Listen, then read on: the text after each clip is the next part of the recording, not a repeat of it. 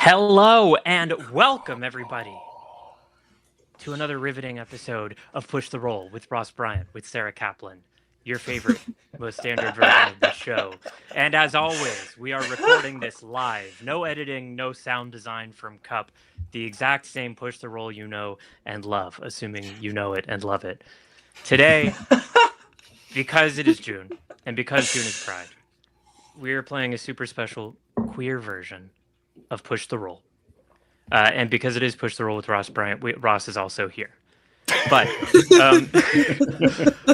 everyone else, I am Sara Caplan. Hello, I am trans. I am so happy to be here to weave a story perhaps disturbing or frightening for you all and for my friends, with my friends. And I am joined by, I'm going to go in the order I can see all on the screen. Oscar, tell people who you are. What's your deal? Oh, hi. I'm Oscar.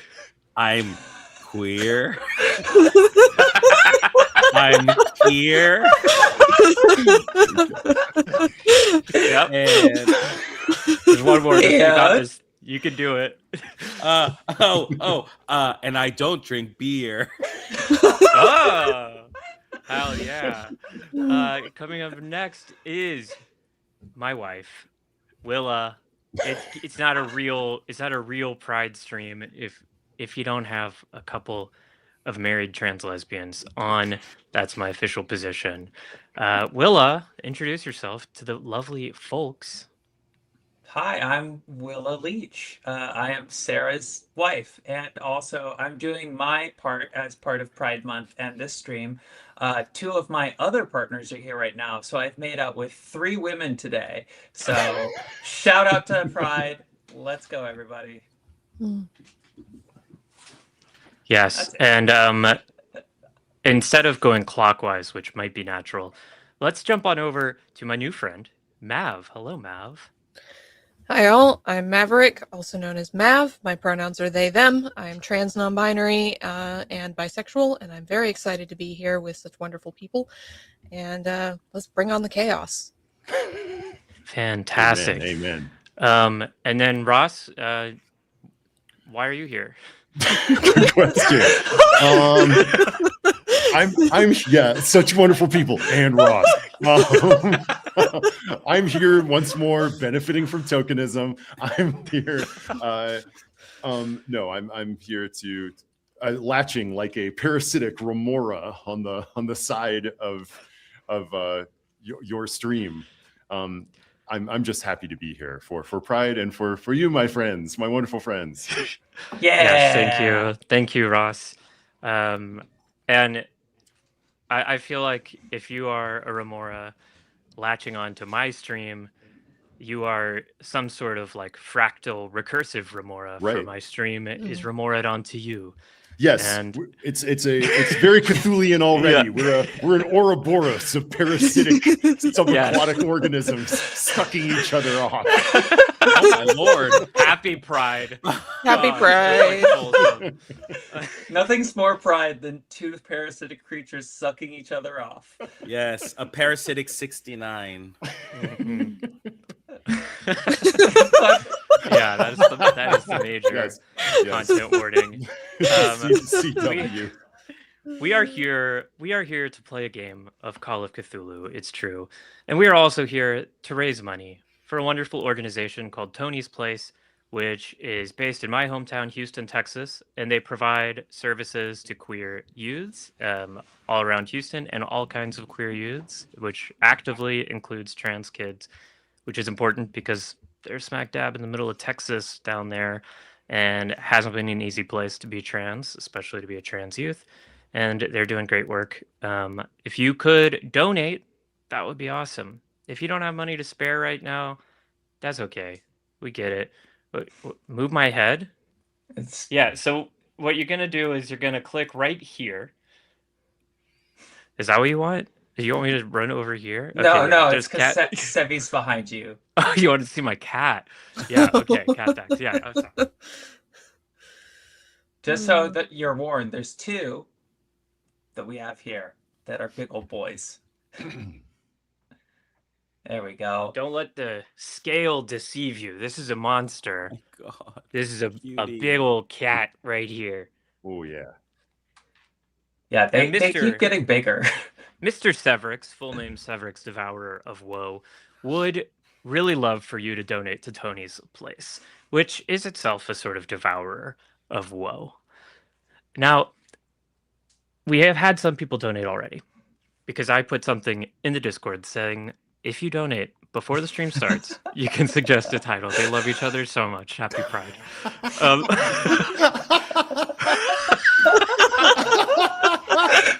Perfection. Oh, yeah, that's good. That's good. It's just like so every sibling. we have had a few titles submitted already, and I'm hearing what sounds like a vacuum cleaner, which is wonderful. And because these titles were submitted with donations from before the start of the stream. Oh, just got another one. It's not too late. It's not too late to get it in. We will be incorporating them all into this game. But to figure out which one we'll be incorporating first, can I have Oscar? Ross, you probably never get to do this. No. Ross, can you roll a D4 for me? D4. All right. Grab Nice. one of my lovely little D4 pyramids here. Oh, I rolled a 1. A 1. Ooh. A 1. Our initial title with which we will begin is The Revenge of Sappho, submitted Ooh. by Jenna. And y'all, to give you, my lovely players, a little bit of time to think about what that might mean for you, I'm gonna do the intro. I feel like we have to do the intro. Yeah. Mm-hmm. All right. Oh, wait. The cosmos is a cyclopean infinity of chaos. Infinite branching paths stretching off to vistas in the distance that will drive the mind mad. Shall we shrink in the face of all this? Or will we climb aboard the chaos and ride it to the end, letting chance guide the way? This is Push the Roll with Ross Bryant with Sara Caplan. We're rolling dice against your Discord donation suggestions to create improvised Call of Cthulhu adventures in real time with themes of eldritch horror, the weird, the transhuman, the transmundane, the transgender, the cyberpunk, the splatterpunk, the anything punk. We won't know until we roll. Anytime, any place, anything can happen when you push the roll.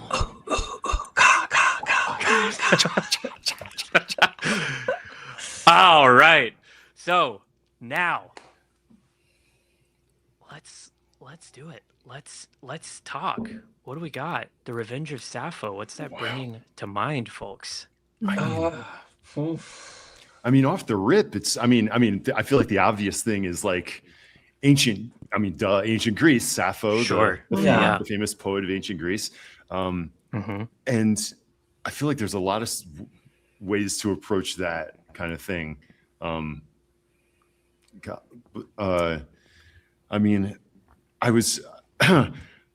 just read a book called The Victorians in Ancient Greece, and it was talking about how much Victorian culture sort of absorbed and commented on and saw themselves in the poetry of ancient Greece.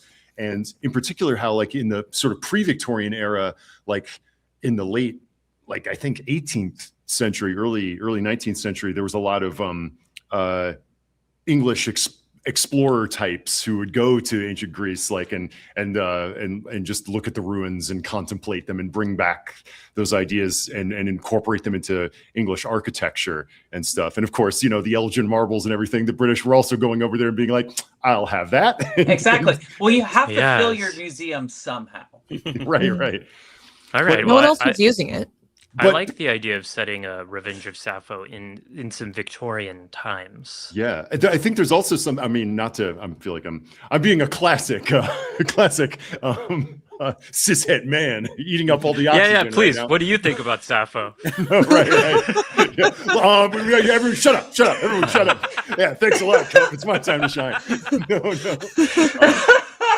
But that, like, I think in that time, the sort of grand tour when you'd go to like Italy and look at ruins and go to Greece and look at ruins, this was a time where like people who lived within the bounds of like highly rigid English society would be exposed to the more loose and Mediterranean culture, and there was a lot of like queer experimentation and freedom in these places, so that there was like this kind of like going to the east, going to the Mediterranean was in a way exploring parts of yourself that you were not as allowed to do in the culture back in the metropole.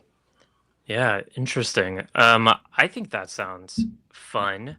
I could imagine then perhaps you four as a group of Victorian folk.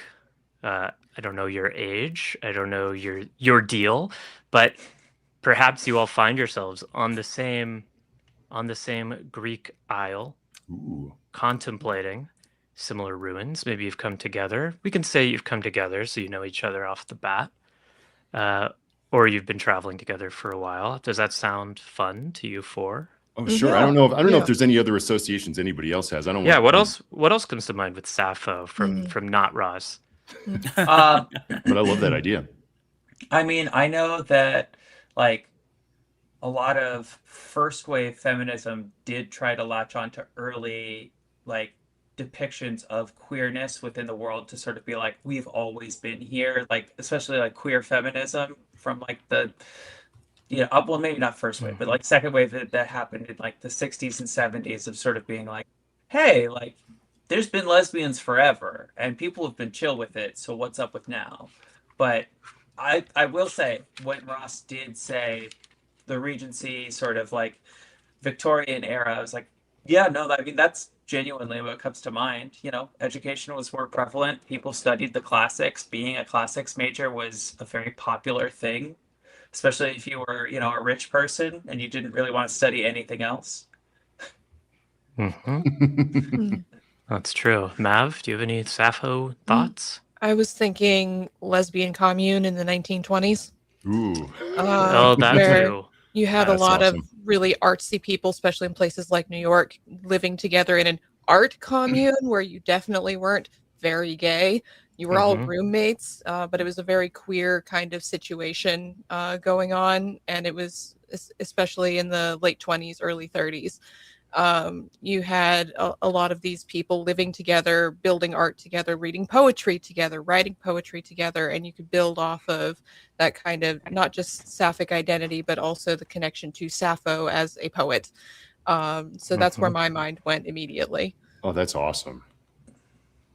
Yeah. How about you, Oscar? Are you a Sappho guy? Well, I dabbled. For me, Sappho Greek. Greek, which reminds me of Greek life, which reminds me of sorority. Ooh, that's a cool way in. Of what, you know what I mean? Like, what is a sorority? Or like, Greek life than just like a big old cult in a university. So, that's sort of like what I was thinking. The Revenge of Sappho was sort of like, it reminds me of like weird college tales that no one talks about in sort of a sorority. I don't know when Greek life was sort of invented. I assume it's been around forever. So maybe even like depicting that at like the early stages of Greek life, having like, I'm sure there's like the first ever all female fraternity, like not even calling it a sorority, and having that be like something really unusual, I like all these associations. They're so cool. Okay, so it's interesting. I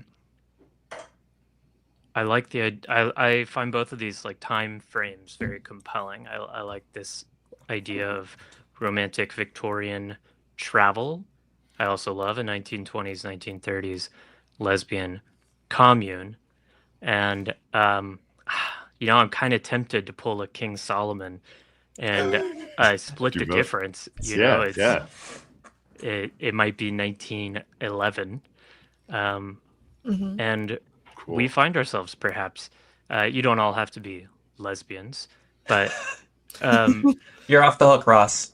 But there might be. We might find ourselves traveling to some kind of communal living situation that's been set up on a Greek island Great. by people probably who spent plenty of time finding themselves there Awesome. in the past and who are trying a radical new social experiment. Oh, I love it. Does that sound like a fair fusion of these ideas? That sounds very cool. So like a little we're on our way there is like this is a little utopia, a little Arcadia. Yes. We're. I'm not telling Ross he can't be a lesbian. I've I've been telling Ross he can be a lesbian for years. Well, great. I love it. We can. How about we Arcadia? I like that. And let's just say that's the name of this island. I don't want to use a real Greek island. I don't want to be beholden to geography or facts. So let's say there is just perhaps something you know only as the community set up on the island I of love it. Arcadia. And I think this is something you all, whatever identity you have, whatever reason you have for searching, it's the kind of thing you would have heard whispers about back in your home cities. You might have read things in sort of the kind of underground indie magazines that a lot of queer culture at that time existed in. Some that were only sent around as independently printed letters through the post, some that were published more widely. And you might have read glowing articles from people who'd spent time there. One particularly positive review that probably got the most press, though of course this was never super big news in the mainstream, but a particularly inspiring travel essay from a writer named Helene, ending with an E, Helene Duvoin, who talked about just how extraordinarily life-changing Amazing. getting to spend any time with this community was. I love it. But now I'd like to hear, who are you that find yourselves traveling there? I'll say you can be anyone and you can be from anywhere, and you know each other because you've been traveling together for a while. Great. Let's see. Yeah. Sheesh. For those of you watching at home, like when Push the Roll is edited, this is the kind of thing that gets like edited down as everyone's kind of looking over the character sheets, being like, So which are we going through? I guess you can do anything really. Yeah. I feel like the Doll's House one has a lot of kind of archetype options that are pretty cool. Okay. Yeah. I mean, 1920s Official Chaosium, 1920s others also seem fair. Totally. Regency. Yeah, any of these would really work. We can always like reskin and move points around. And if you've got a character that has that's hacking or something. Yeah. Maybe you've got you do calculus. Yeah, we can always make it work. Yeah. Yeah. Oh my God, Vokir, you just spoiled the whole twist, and now we don't even need to do the stream. I mean, when you said Arcadia, I was like in Los Angeles? We are in the exotic Mediterranean land of Arcadia, LA County. Shish kapish. I've never done this. What are you thinking, Ross? What are you finding here? I just looked at, and I think I'm gonna I've never done this. I'm pulling a sheet, parapsychologist. Oh yes, oh, fantastic. wow, yeah. So yeah, just thinking of this kind of The 1911 was the time for that. Someone into psychical research and theosophy and this kind of stuff, who of course would have this deep sort of yearning for the the old spiritualities and atmospheres of an island like Arcadia. Yes. That's cool. Okay. Yeah. Any names coming to mind when you think about this 1911 parapsychologist? Golly, I'm not. Wow, the one on the sheet is pretty cool, but I always want to come off the rip. I feel like it's the idea of these being kind of like young, like bohemians finding these tracts in the mail and these publications is really interesting to me. And I'd imagine if your character, if you are you thinking this character will be queer? Are you going to play them queer on this Pride stream, or are you going to? Yeah, I think maybe so. Okay. Certainly. Yeah. I kind of got with the entertainer because 1910s, 1920s women's stars are starting to be more of a thing. We've got Chicago to play off of. Yeah. Yeah. So what are you thinking? Tell me. Do you have a name in mind or a character? Off the dome, I would say Camille, and then Camille St. John's because that sounds a little extra like fancy. Yeah, I like that. St. John's with an S at the end is interesting. Yes. Great. And what kind of entertainer are you? I think that Camille is a bit of a kind of like somewhere between like a musical vaudeville act and also like a little bit of like kind of a comedian where she throws jokes in, where she does a little crowd work in between songs. Yeah. Yeah. Just classic, just live entertainer. Yeah. Playing the clubs. Where are you from?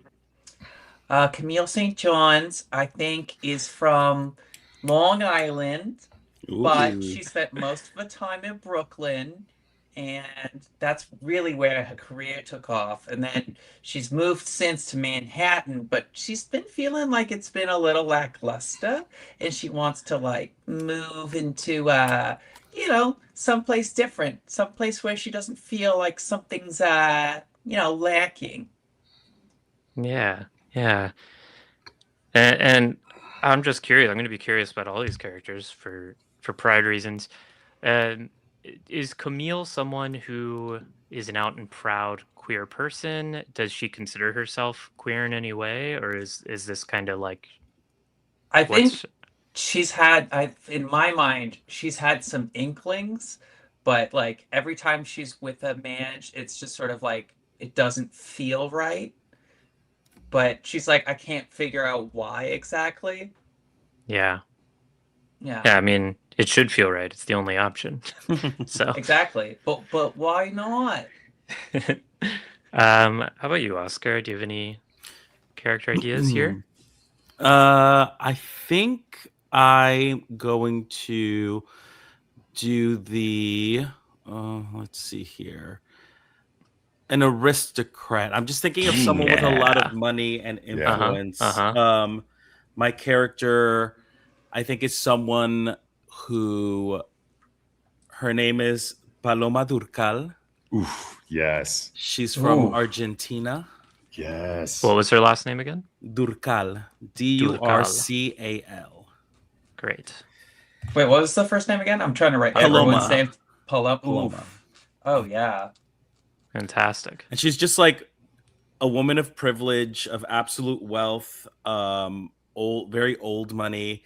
And she's just like truly so bored. Well, when we talk about this pamphlet, I don't think she received it directly. I think she found out about it. And she would never really call herself a lesbian. Of course not. How gauche. How terribly gauche. But she does, indulge in her escapades overseas. Yeah. She's been known to sort of, from time to time, have a little hedonistic weekend vacations. Yeah. What so happens in a different hemisphere stays in a different hemisphere. Exactly. So I think for Paloma, she's just very much like curiosity. She's very much like a cat leading curiosity forward. Fantastic. And Mav, do you have a character in mind? I do. I pulled the athlete character sheet. Oh Cool. yeah. Ooh. And my character's name is Nike. Perfect. Ooh. That is their performance name after the Greek goddess of victory. They are a bit of an oddity / bit of a celebrity in Chicago. They're originally from Virginia, but they moved to Chicago for the better opportunities because they box. And it Ooh. is a unique thing to see a woman boxing. And sometimes Nike dresses as a man, sometimes Nike dresses as a woman. Mm. And so the advertising for their boxing matches will change up, but it's always under the name Nike. And Nike uses sometimes she, her, sometimes he, him. Sometimes I will refer to them as they, them, because they didn't know the pronouns at the time, but that's how I conceptualize them. But they shift back and forth between she and he. And they're very much a short-tempered kind of person. They like to hit things. Sometimes she's very aggressive in the ring. Sometimes she's a bit more pulled back. Sometimes he likes to throw the first punch. Sometimes they like to draw people on and get into this real aggressive kind of character. They're very much a bit of a flamboyant fighter kind of character. That's awesome. Does Nike tend to box against men or against women? Like, how are they able to participate in, I guess, what you like respected athletic events? Or are they relegated to kind of show events, or like how do you imagine their boxing career? So I imagine that Nike mostly boxes against men. Started off against women in this sort of niche little boxing ring, but started breaking out with a boast that I can fight any man as well as I can fight any woman, and finally found someone to take her on and thoroughly beat his ass. Oh yeah. Nice. And so Hell yeah. some promoters started pulling the come see a woman box and take on these male competitors. And some male competitors were like, oh, I don't want to hit a woman, until Nike started kicking ass, and they went, okay, well, now I've got something to prove. I can prove that I'm better than this person. And now Nike takes on all comers. Amazing. If I remember Love it. correctly, that was Jimmy Candlestick Frank that you defeated in the ring. Of course. Yeah, that's what I thought. Yeah, I'm up on my boxing. And Ross, what are you thinking? Yeah, I was thinking of the Greek side of this and parapsychology, and I love the story of like Pygmalion and Galatea, and that featured in this book that I was describing to you. That it seemed that a lot of these repressed Victorians were exercising some of their erotic fascination on Greek statuary, and there was a lot of rumors about them like fondling them. Yeah, for sure. So I think that this guy is a young academic and who has fallen in with theosophical circles and is interested in the power of objects to transmit energies from the past or from a distance, and is fascinated in particular with algamatomancy. Algamatomancy. Scrying with statues, looking into the eyes, like spending time with statues, holding statues, and that probably this is partly this has to do with how much he enjoys spending time with beautiful statuary. Yeah. I think that Fabian Besant probably has not admitted certain things about himself, and he is interested in these statues for purely mystical and aesthetic reasons. And we'll see if he has a journey of self-discovery. Oh, And yeah. where is Fabian from? I think Fabian is from England, and England. yeah, I think he's a Briton, and yeah, perhaps Fantastic. he was like learning from Walter Pater or one of these aesthetic type academics, and oh man, if he makes it out of this, then hopefully he doesn't. Who knows what awaits him in 3 to 5 years? How old is he? Yeah, I think yeah. How old are all of you? Just so I have a sense. Oh, I think Camille's young. I think she's like in her like early 20s, maybe even just 20. Great. Yeah, I want to say Paloma's maybe 22. Yeah. I want to say that Fabian is probably like 21. Yes, Fabian's a toast. All right, Nike. And Nike is the grand ripe old age of 28. Oh wow, our ancient, Our queer elder. our ancient one. Yes. Yeah, our queer elder one. Let's. Great. Well, fantastic. I love all of these people, and Ooh, yeah. yeah, what I'm gonna say is,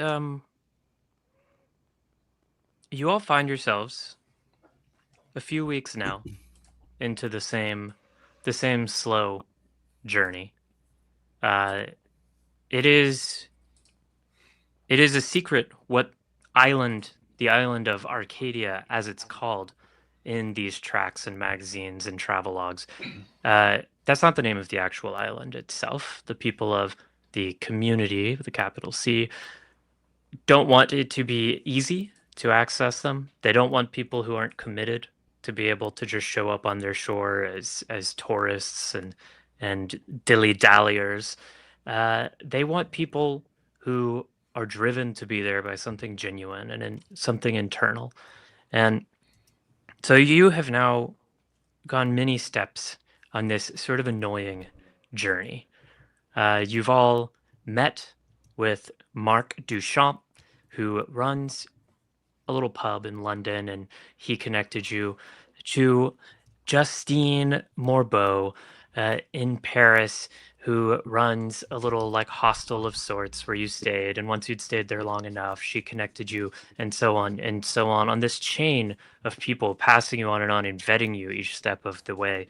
And you finally have found yourselves, just as of this morning, departing from a little port in the Navarino Bay, just outside of the town of Pylos, Greece, on the southwestern side of the Peloponnese. And you find yourselves finally in a boat, on your way, you've been told, to Arcadia at long last. All this traveling, hopefully finally going to prove worth it. And I think you all convened with each other at different parts of this journey, but now you're probably quite familiar with one another. And you're all on this boat with 2 other young travelers, the captain of the ship and the person who is your guide, who has been introduced to you only as Hermes. Awesome. So, of course, says Hermes, once you arrive on Arcadia and you meet the other members of the community, it will be overwhelming for you. You will find yourself, as everyone does when they first come and join with us, you will find yourself sort of high, I suppose, drunk, overwhelmed on the sweet liquor of true, genuine human connection, which none of you, I assume, has felt as severely as you shall. Boy, that sure sounds nice. Yes. Nice. It's nice. Yeah. Did I say something wrong? Young Fabian, you look like you have a query. Oh, it's not really that I have a query. It's only that I'm terribly excited to experience the intoxication you're describing, Mr. Hermes. There, I find that our era of cogs and wheels, of steam and engines, of loud noise, choking smoke, keeps one well apart from the communion of souls that it seems that the ancients had readily at hand. And I'm hoping that yes, once we arrive at Acadia, then we shall all experience the intoxication that you've so poetically described. I wish to drink deep from the well of Sappho. Ah, yes. Well, I'm glad that you have this enthusiasm, Mr. Fabian. Fabian has like a little mustache, like pencil thin mustache, and one of those haircuts where it's like parted in the center and just slicked way down. Yes. Beautiful. It's just glossy in the sun. Long, like Oscar Wilde length, or think like Aubrey Beardsley, kind of tucked behind his ears, and he's dressed, I think, rather conservatively. He's got still a little waistcoat and jacket on, and he's got a little carnation in his buttonhole. Yes, and he seems like the kind of man who might be patting sweat from his neck and forehead with a little handkerchief, because it is summer in the Mediterranean, which is quite a bit warmer than where he is from. Yes, it's frightfully hot. I fear I may have to peel off a layer. Oh, heaven forbid you do this. I'm telling you, you don't have to be wearing this vest anymore. But it's okay.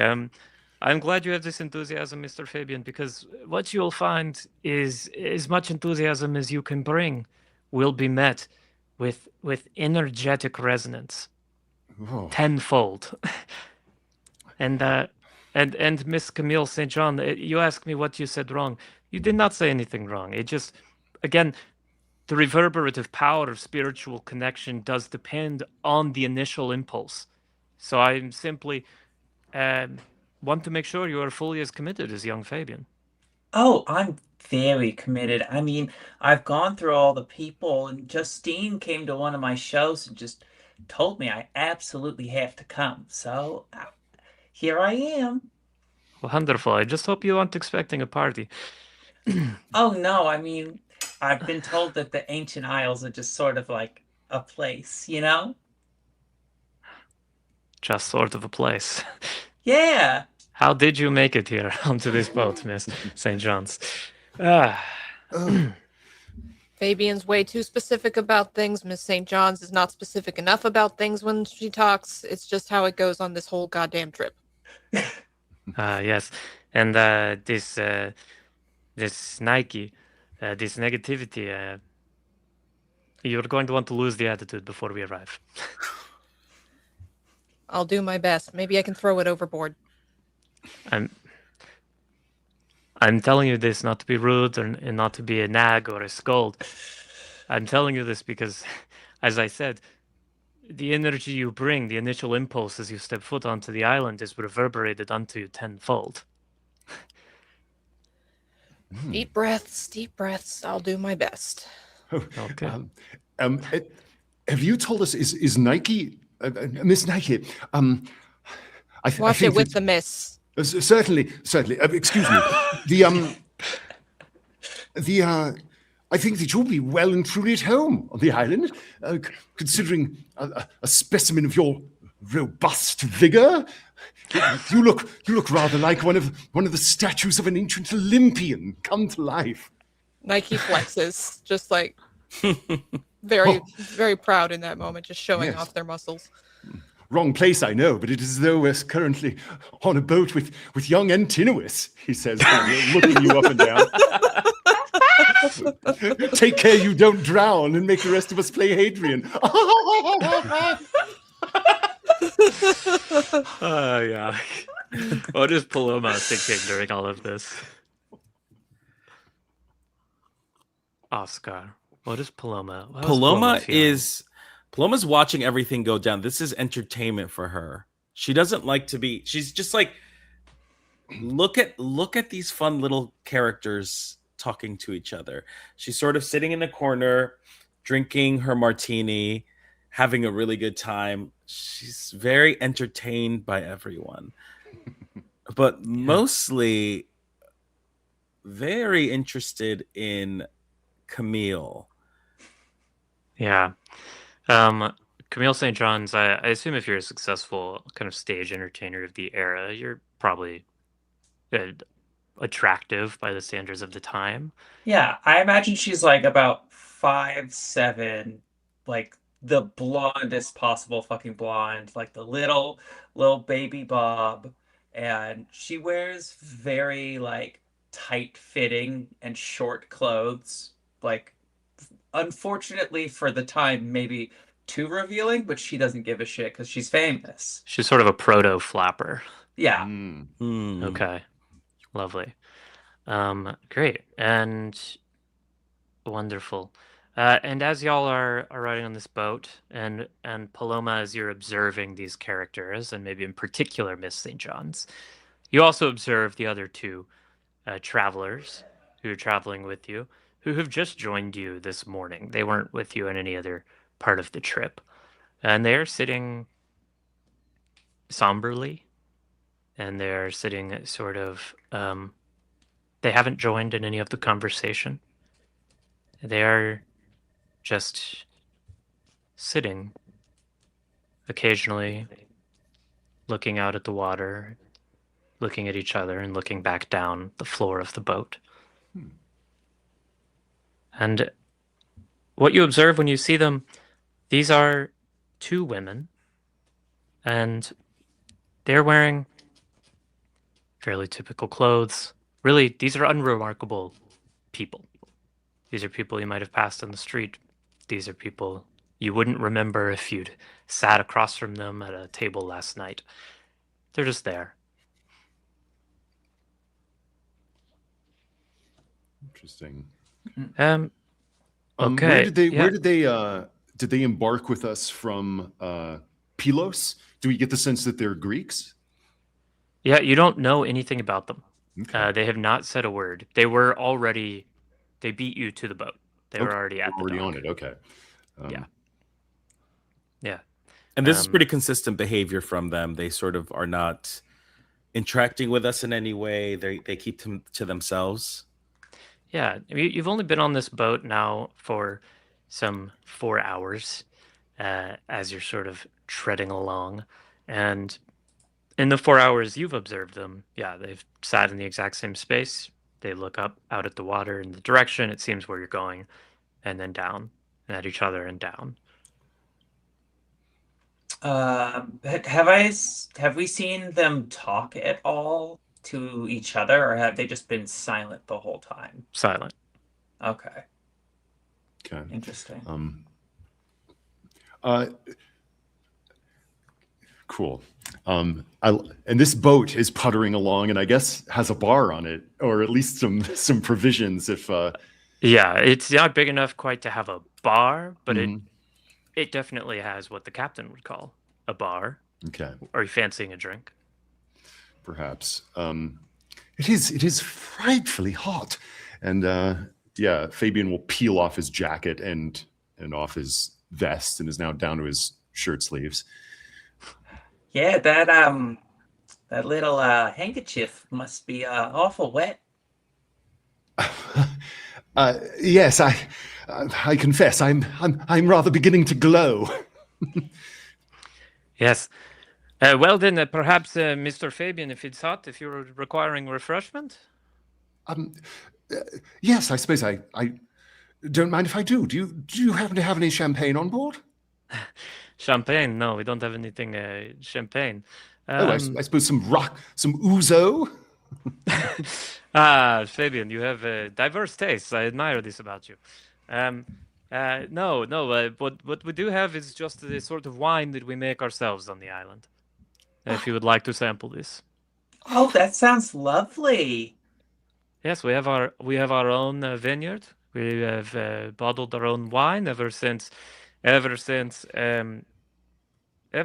esteemed and glorious sort of docent of the spirit, as we sometimes refer to her.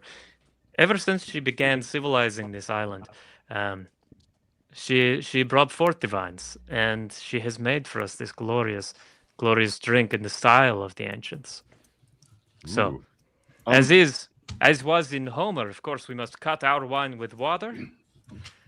And he reaches down and pulls out just kind of an unmarked bottle of wine. Okay. Oh, Looks how like- absolutely foreign. That's so great. Just Yeah. the thing, Hermes. Yes, let us have some sea dark wine upon the wine dark sea. This one knows his Greek, his Homer. Wonderful. You know, it's said by some people that description of the sea, the wine dark sea, was proof that the ancients, at least of Homer's time, could not see blue as we see it. Fascinating.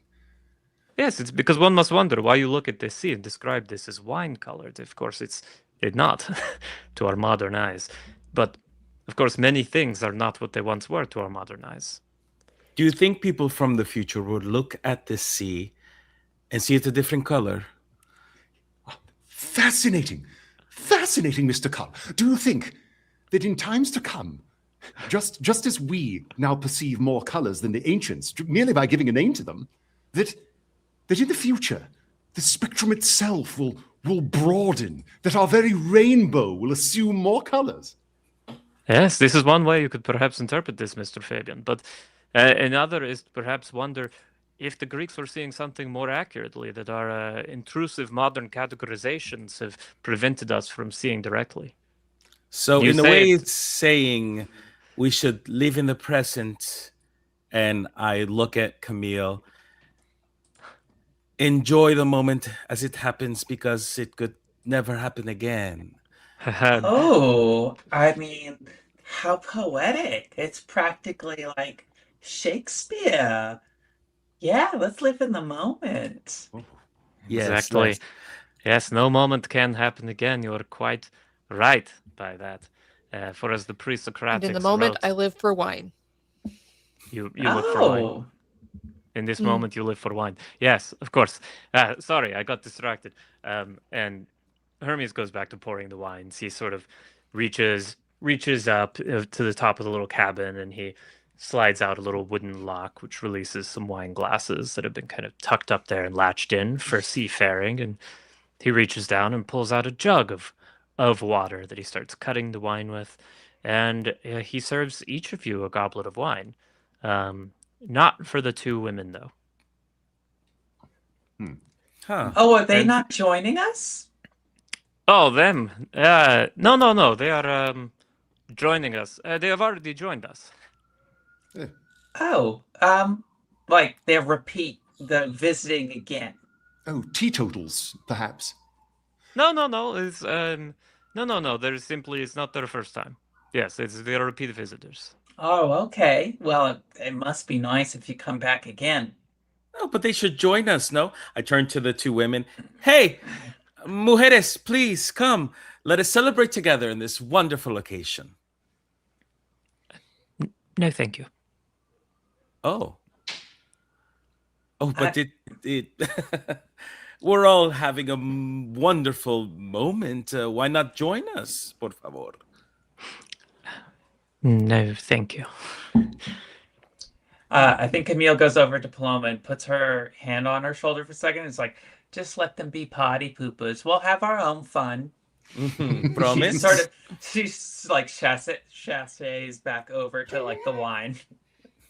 Yes. Fantastic.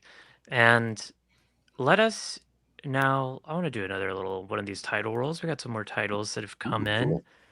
Can I get a title from you, Willa? Can you roll me a D4 real quick? Yeah, absolutely. Beepity boop. Bonk. 4. 4. 4 is our newest little title receipt.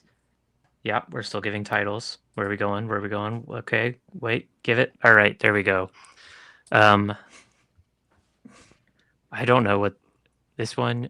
I'm gonna look this up real quick so I make sure I am saying it right. Just the facts. Okay. The title is A-Spec hyphen Eulative Fiction.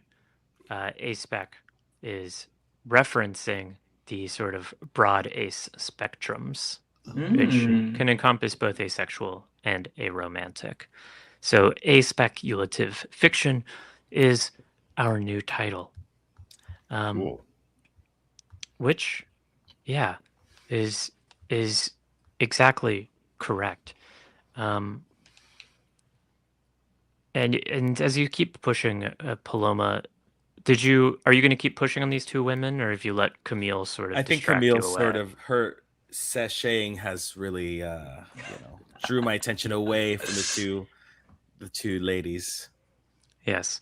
You see the one woman who had been forced to speak to you is looking like nauseous at this point, and the other one has simply like put her hand on top of the first woman's hand.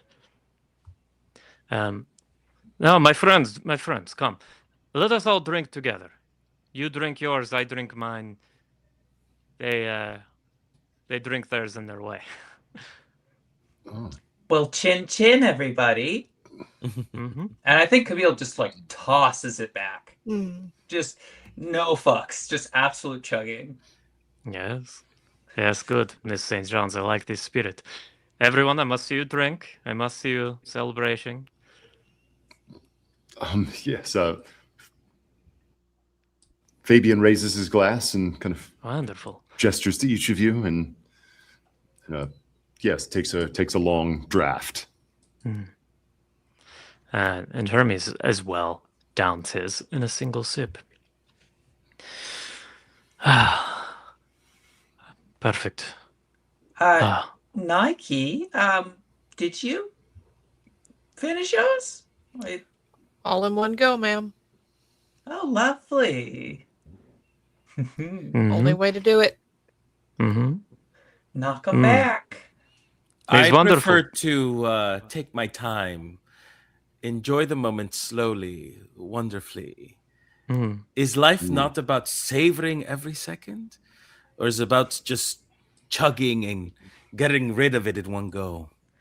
Well, let me tell you, some guys, you just want to get it back and get out. Am I right?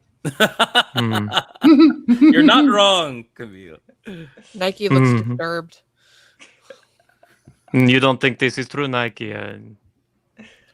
You don't sometimes find yourself just with some guys wanting to get it back and get out, huh? Don't like it. Fair. Is there a Mr. Nike, Miss Nike back home? None of the above. Thanks for asking. Oh, Not for me. oh, at all. Wrinkles their nose a little bit. No, thank you. Yes. Yes. And you, Miss Durkal, do you have a special someone? Well, at this present moment in time, I do not. Back home, I am to be engaged with a man for business opportunities, you understand. But where I am now, I am currently experiencing what life has thrown my way. And maybe I can, looking at Camille, indulge in what life has to give me on this trip. Oh, I understand. I had this promoter, Michael, who I was sleeping with so I could get a little more stage time, and that's all over now. So, like, yeah, let's live. And you, Is it- Mr. Besant, how do you feel about being with men, taking them back, and getting out? You can tell that Fabian is flushed during all this conversation. They're just watching all of this conversation go by and is kind of like drinking instead of talking. And as Camille is speaking, it's just like, yes, a real bohemian. And when you ask, and when Hermes asks if I am taking men back, he sort of chokes on his wine a little bit. It's like, I'm afraid I'm more of a Nike's persuasion. Yes, solitary, stony, a chunk of untouched marble. Looking. Yes. So hard as a rock. And I think when Camille says that, she like slaps Paloma in the shoulder, just sort of like a Yes. I sort of slap her Um, back. mm.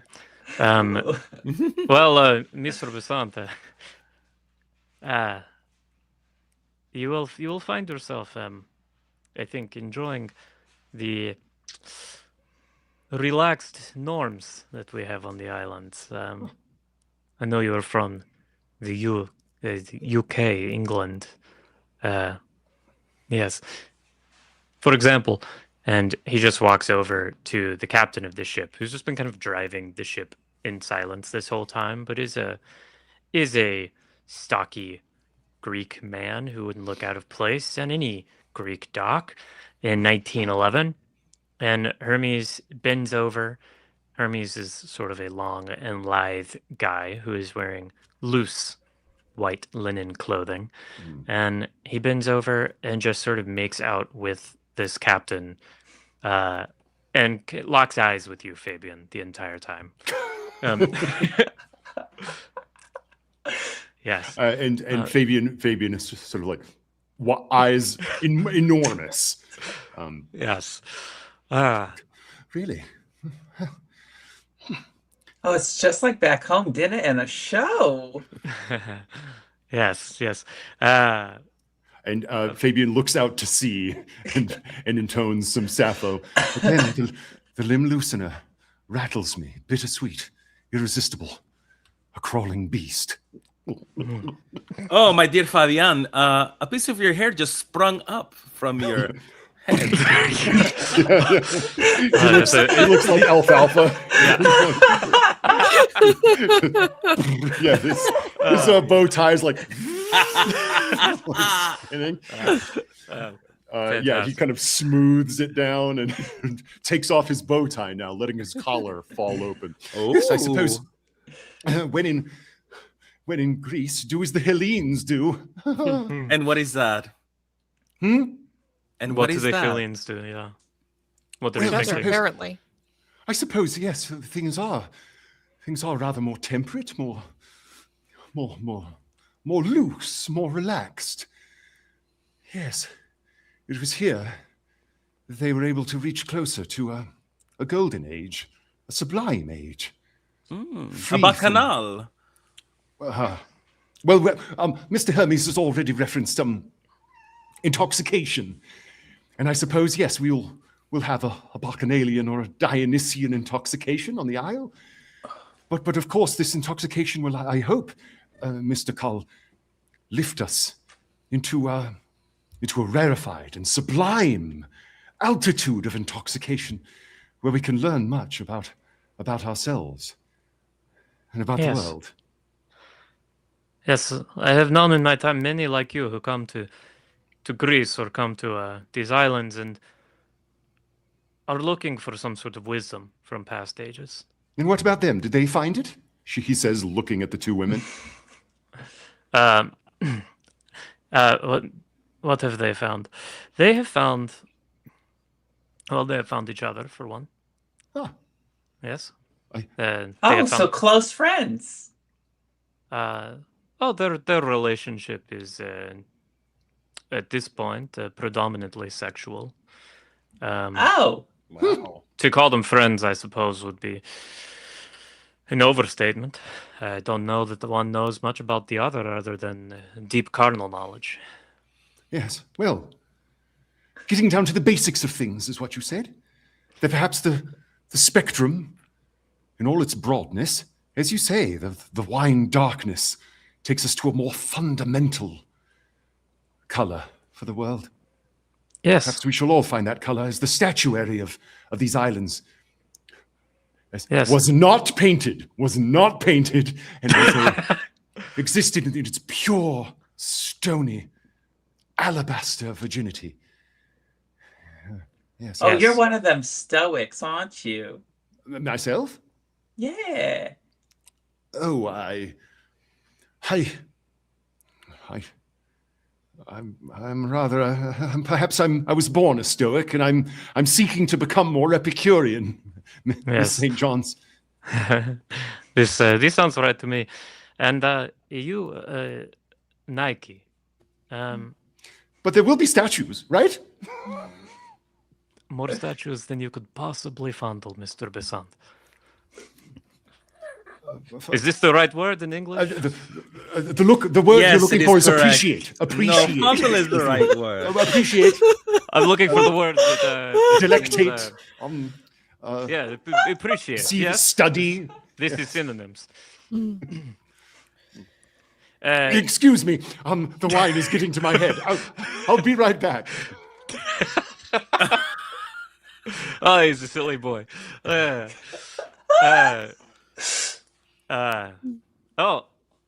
can see there in Nike if you look just past the shoulder of Miss Paloma, and you see this coming up in the distance. This little outcropping above the horizon. Getting close. Yes, this is she, our Lady Arcadia, the All Mother, the nurturer, the source of love and strife. Love and strife sounds like a good combination to me. Yes, well, in some senses, it's the only combination. For what is except is but in love and strife. It's all life to me. Yes. Well, you like punching people, so that's like strife. Yes, exactly. But I love doing it, so there you go. Love and strife together. Perfect, in perfect harmony. I invite you now, my friends, now that the island and your future, and perhaps your past, has come into sight. I invite you now to partake of the rest of this journey in contemplative silence. Okay. Be with yourself, be with your thoughts, be within your oneness of your own individuated consciousness. Enjoy it. Nike starts doing push-ups on the deck because that's how they think best is when they're exercising. So just takes off his coat and just gets down and starts doing push-ups. Fabian is like just looking straight ahead, but just every now and then taking little glances over at Nike. I think Camille, like, uncharacteristically from everyone else, goes and sits down on a bench and pulls a copy of Antony and Cleopatra out of her bag and goes back and is like reading it. Is probably around like Act 4 at this point. Paloma's just sort of wandering around the space, looking at everyone, studying everyone, contemplating. Yeah, but sort of observing everybody. Fantastic. And the women, yes. Oh, I'm sorry. I think Fabian has a little rucksack, and if I may, can he have like a tiny little white marble fragment, just big enough to hold in a hand? Course. And it just looks like a very abraded and worn down image of a little person, arms broken off, pediment like cracked, and you can see him just kind of holding it and just let his eyes kind of roll up into his head As he fondles it. As he appreciates it, and he just kind of lets his thumb wander over it, and he's doing some of his, just trying to quiet his soul, be like the marble itself. Yes, great. And the two women keep sitting exactly the way they have been sitting, and Hermes now he goes and he sits on the ground next to the ship captain, just looking forward. And assuming none of you decide to do it elsewise, I think this is how you pass the rest of your journey to the island. It's not long before you find yourself pulling into a little natural harbor in the side of this island, where has been built a very simple wooden dock that the ship pulls up to.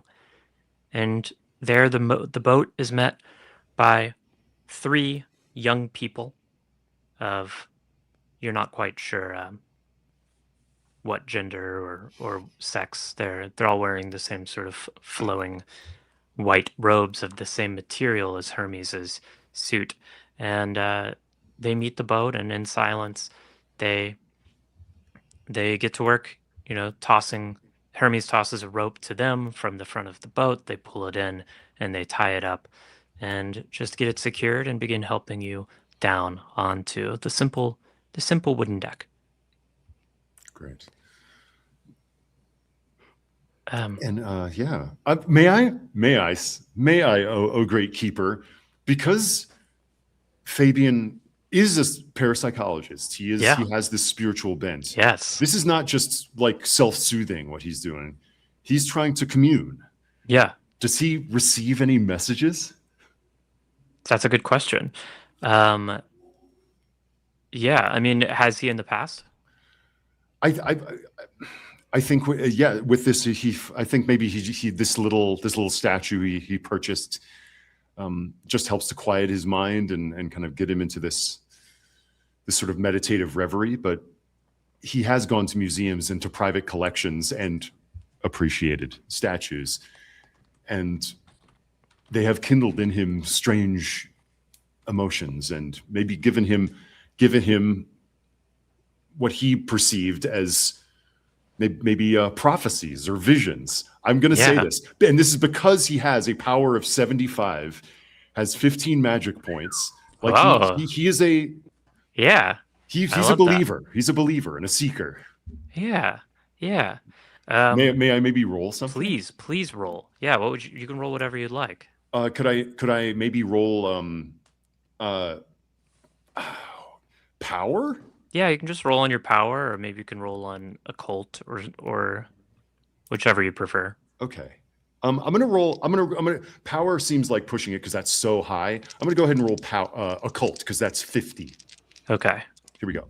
And you're specifically rolling to see if you commune with anything as you come onto the island, or with this bit of marble. Oh, good question. I'm I'm rolling to see if I get anything from the island, since it's now it's being spoken of in such such poetic but still very cryptic terms, and the way that these two women are behaving, who are repeat customers, for all the talk about like spiritual sublimity and everything, and the intoxication that we're going to have, these two people seem pretty like intense or seasick. I'm going to spend 5 points of luck and make that a regular success. Fantastic. Yeah. Great. So you're doing this meditative practice of yours as you are appreciating this small worn bit of ancient marble, which you were assured when you purchased it was from a beautiful Cycladic statue, I'm sure. And as you're coming onto the island and you feel yourself entering probably a familiar state, a familiar sort of trance that you've entered into before, you maybe feel as that starts to interact with, as you can still feel the effects of this wine, which was even cut with water, a little stronger than most wine you've had. And you might maybe start feeling a little... a modern person might describe as crossfaded, as this trance state starts interacting with sort of the motion of the waves as the boat is skipping forward through the water as it comes into this bay, and the rocking of the seas and the sloshing of the wine and the spinning sensation of not quite drunkenness that you found yourself in.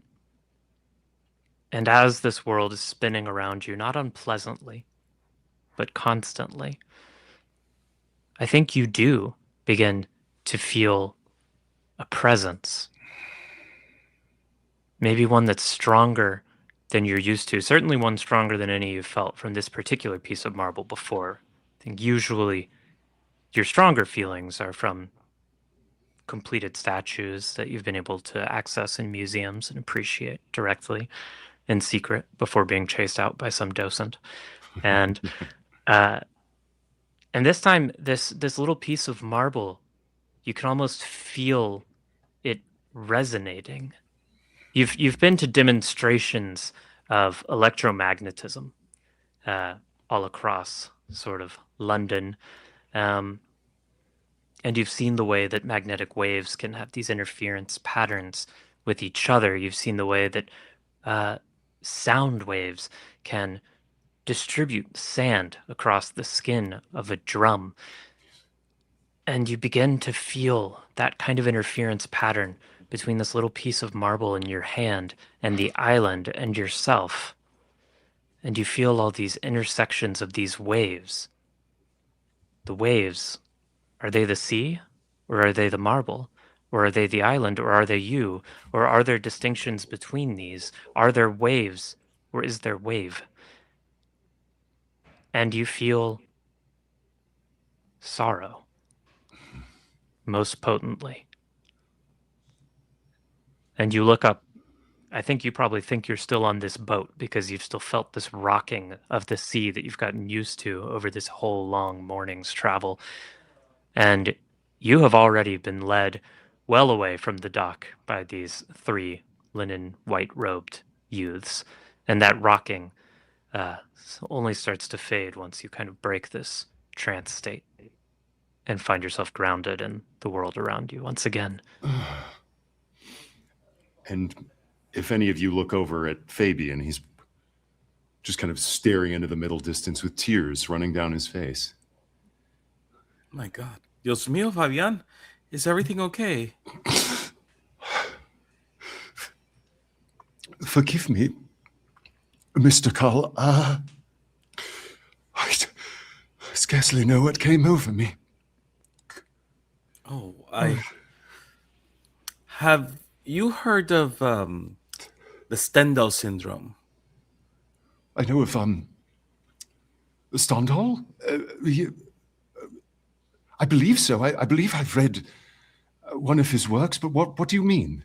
Well, it's something that happens when you are faced with absolute beauty, that you become overwhelmed, and victims of it have known to pass out and, well, vomit and be overwhelmed by the beauty that is life. Maybe that is what you're experiencing right now. Perhaps you're right. Perhaps you're right, Mr. Carl. Perhaps it is the beauty of this place, or maybe just the wine. Although I felt as though the whole place were grieving, that the waves themselves were tears. The place. Here. You sense sadness. Yes, a great and deep sorrow. I mean, I don't know if you've looked at everybody, but they're pretty solemn. Yes. I suppose that it is a rather sobering thought that when one takes a journey into oneself, you go perhaps in seek of integration or euphoria. But one must know that these sorts of delvings may uncover rather darker depths that one sometimes wishes to turn away from, to hide. Nike There. claps Fabian on the back with their strength of 80, which Oh my God. Fabian flips Their forward and bones just meaning to be sails off reassuring. the ship. They mean to be reassuring, but it's a bit too strong. Oh my. Don't worry, Fabian. I'm sure it'll be fine. You'll be fine. We got more of this wine. There's going to be, he said something about euphoria. I'm not quite sure. I wasn't completely listening, if I'm completely honest. But it'll be fine. Snap out of it. Oh. Nike is here consoling you, Fabian. Times are bad indeed. Nike, let us celebrate.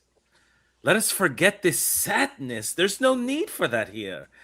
Look at us. We are in literal paradise with the most wonderful and beautiful people I've ever seen. Oh. Let us have fun. Mr. Yes. Carl, you flatter. Oh, I wasn't talking about you, Fabian. Oh, yes, of course not. He says, daubing his tears away. His eyes grow glassy again for a different reason. Poor Fabian. Now, my friends, before I leave you to an afternoon siesta, I will show you to rooms, and before then, of course, we will have you deposit all of your things. We will provide you with new vestments, and wonderful. And you are in luck, because most people do not get to meet her until later because she is often away. But Nemasina is here. Do we get the sense that over the time that Hermes has been talking about this docent, this her, that this would we have thought that this was a Helene Devoyne or someone else? That's a good question.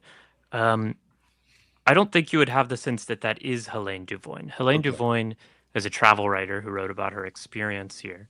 Okay. And at least in the way that she wrote that travelogue, she didn't suggest she was herself this docent figure. Okay, so this is someone else that Hermes is calling Mnemosyne or Mnemosyne? Nemasina. Mnemosyne. That would be Mnemosina.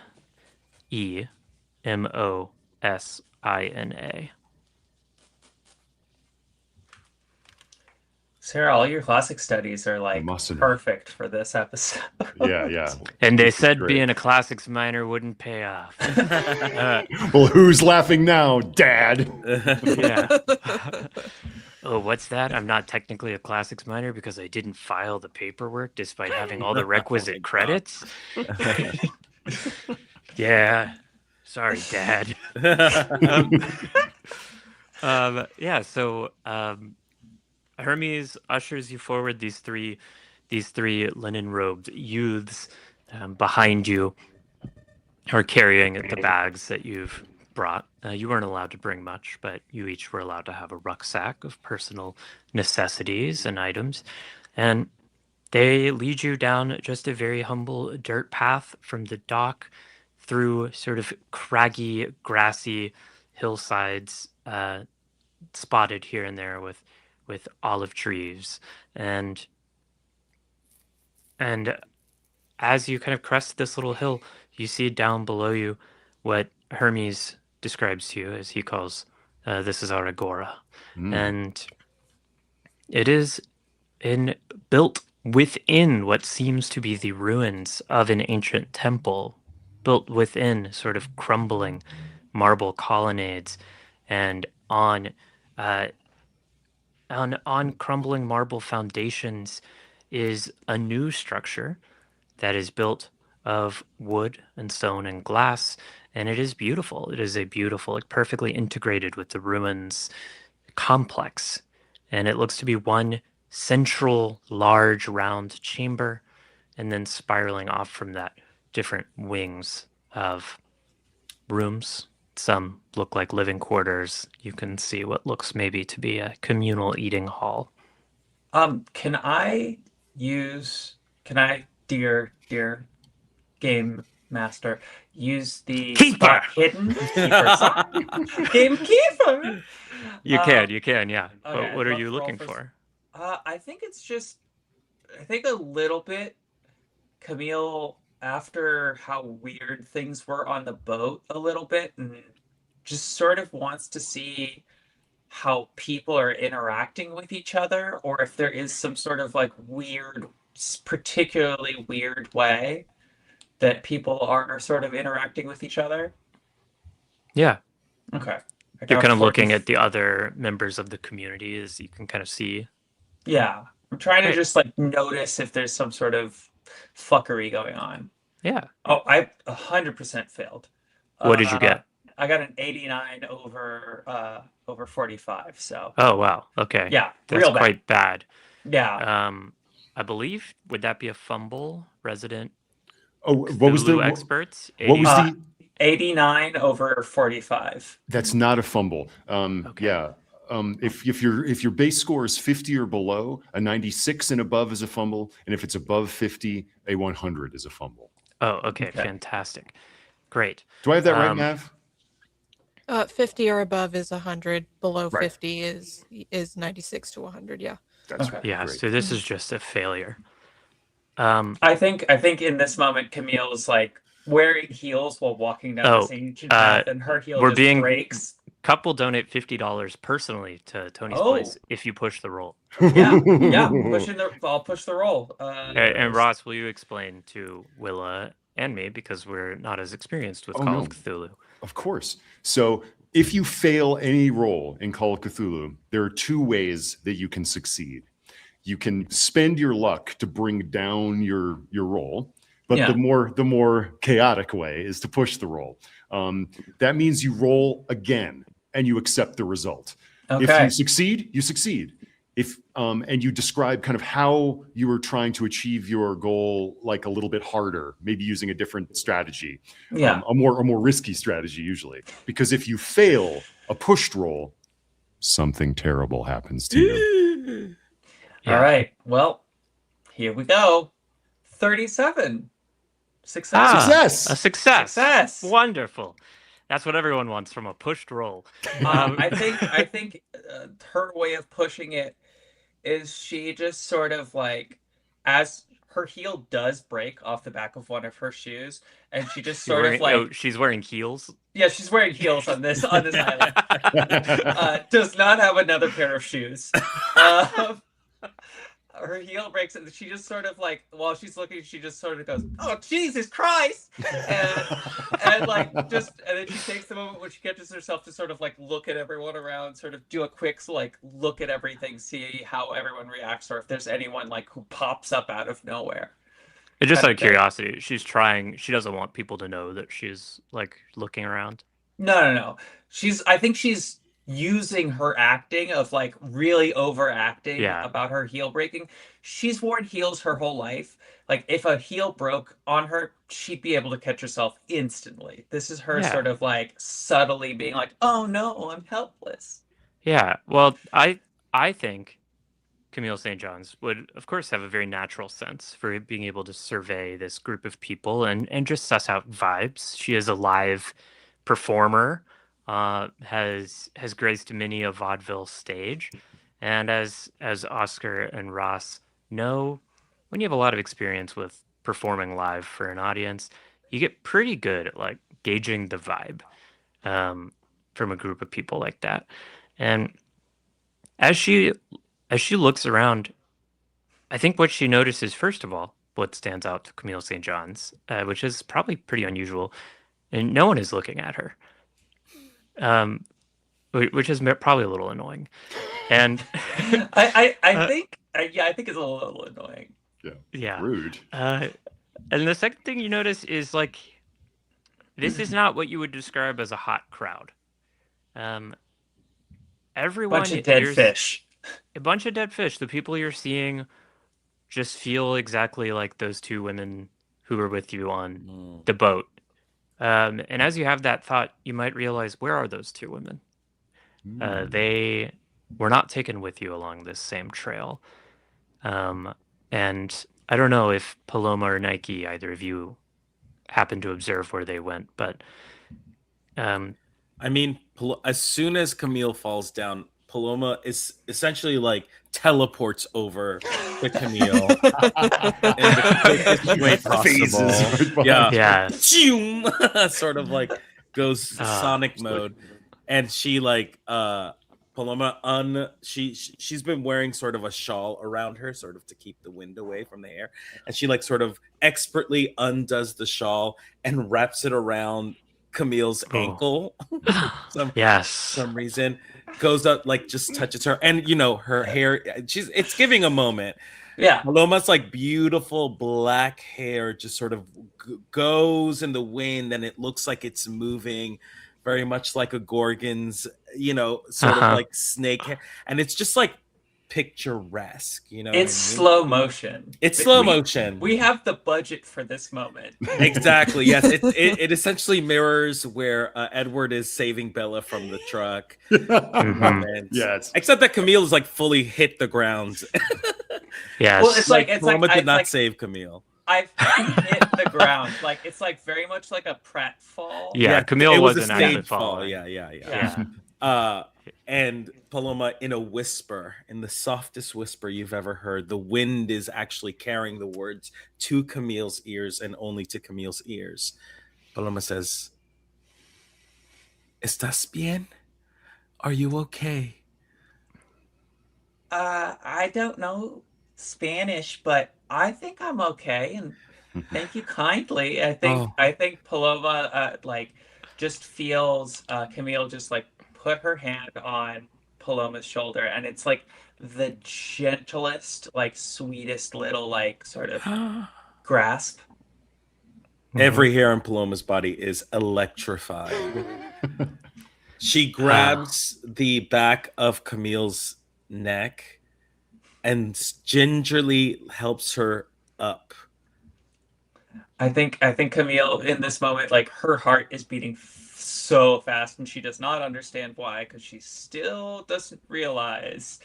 But I think you help her stand up, and she just sort of like kicks her heels off, does not pick them up, just kicks them off into the forest, does not care. And as you kind of help each other upright, Hermes is very close behind you, and he just kind of leans down with some like waggling eyebrow energy, and it's just like Pander. yeah. Well, for the sake of you both, I hope the Namasina assigns each other a pairing. I'm imagining this scene like taking place in an anime where like Yeah. Paloma's Yeah. caught and then Hermes just rises up with a nosebleed. Yeah, exactly. A nosebleed, and you kind of got that wacky wavy energy. Yeah. And as this is happening, Nike, I think you would have noticed, this would have stood out to you immediately, that one of the things that the people around you, the people of this island, are doing kind of just normal stuff. There are people out there beating rugs. There are people, it looks like they have a beautiful, beautiful farm, which has been grown in what looks to be the absolute epitome of spiritual gardening, organics of the time. It is biodynamic farming, one of the earliest adopters before most biodynamic farms would go on to be staffed by Jewish slaves during the Holocaust. Sorry, that's just my fun biodynamic trivia. Fun. He was a Nazi. He was one of those Nazi cultists. It wouldn't be Pride without mentioning Nazis. That's what I'm saying. Sorry. But you see this beautiful biodynamic farm staffed with people who may or may not be Jewish and may or may not be enslaved. You don't know. And you then, Nike, particularly find your eyes drawn to a sort of sand arena off to the side of this big central beautiful building where people are working out. And most importantly, people seem to be engaging in some good old pankration. People are oiled up and doing some classic Greek nude wrestling. And I think what you might find interesting further is this is not a sex or gender segregated group. There are people of all kinds of bodies wrestling people of all kinds of bodies. Nike's feeling some type of way because the reason they came here was because they've never felt like a man or a woman, but both and neither at the same time. And they've never had the vocabulary to describe this, and someone told them they could be all of it in this place. That this was a place where it didn't matter if you were man or woman or neither or both. And they're hoping to find that expression here.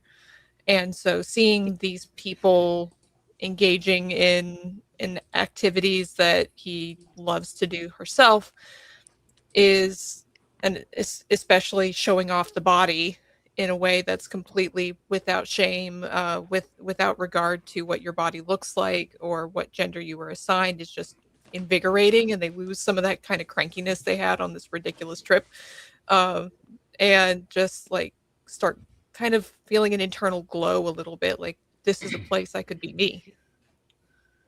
Yes, yes, indeed.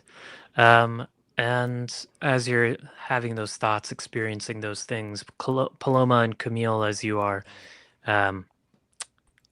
touching each other in the most subtle of ways that Hermes definitely is not noticing. Fabian, as you, I don't know what you're doing.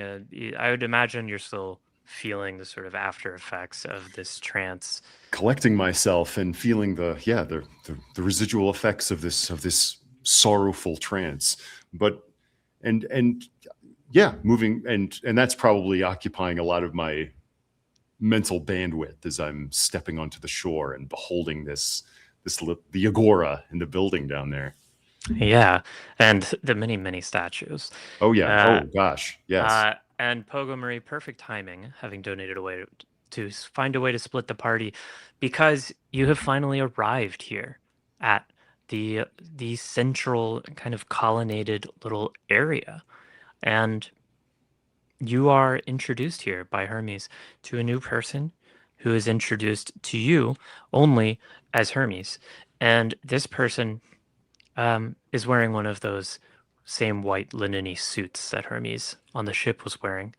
And she says, welcome, one and all. Welcome. It's so wonderful to meet you finally. I'm Come. assuming no relation. What an odd assumption. So we shall now, of course, assign you each to your various chambers, based on what I am able to deduce from you as a central elementality, as it were. Ooh. Yes. So if you'd each come this way, and on this walk, please just focus.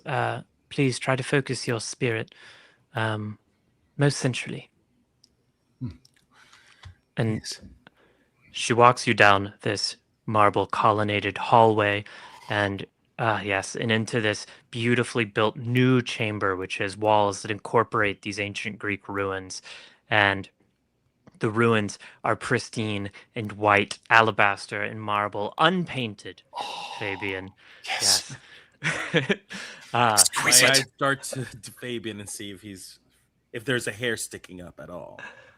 Yes. Yeah, he walks into the gallery of ancient statues, and you just see one lock of hair, like, Yeah. Like a vampire coming, yeah. waking from the coffin. The best way to describe something slowly and stiffly rising, vampire style. Yeah, yes. When I was younger and I had bad sleep, I used to call it Dracula-ing, because I would wake up not totally awake, and I would just like shoot up and look around the room and then immediately go back to sleep. I don't do it anymore, luckily. Yes. Scared the shit out of my housemates. As you enter this chamber, the whites, the pure, clean, glistening whites of the columns and statuary are kind of sharply offset by a brilliant, mostly blue and turquoise mosaic that wraps around the entirety of this massive round room, made of endlessly delicate, tiny little tiles, geometrically drawing you further and further into the center. And in the center, there is a simple column, not of marble, but this time it looks to be a tree trunk. And sitting on top of the tree trunk is a bowl, a marble bowl, not carved in any ornate way, plain, seemingly a piece just of perhaps column or stone step that someone has roughly hewn this bowl into the top of, and it is sitting on top of this tree trunk, and in it you see a bubbling water. Ooh, cool.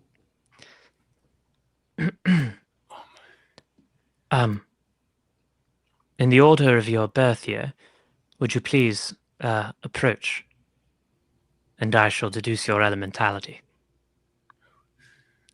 Oh, very well. In order of... Like youngest to oldest or oldest to youngest? Hmm.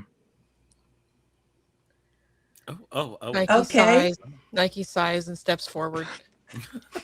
Being the oldest one here. Welcome.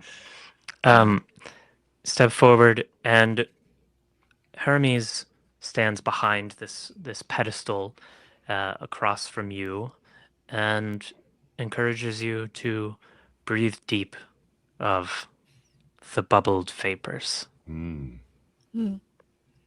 Nike leans forward, takes a deep breath. As you do, Hermes leans in and takes a breath with you.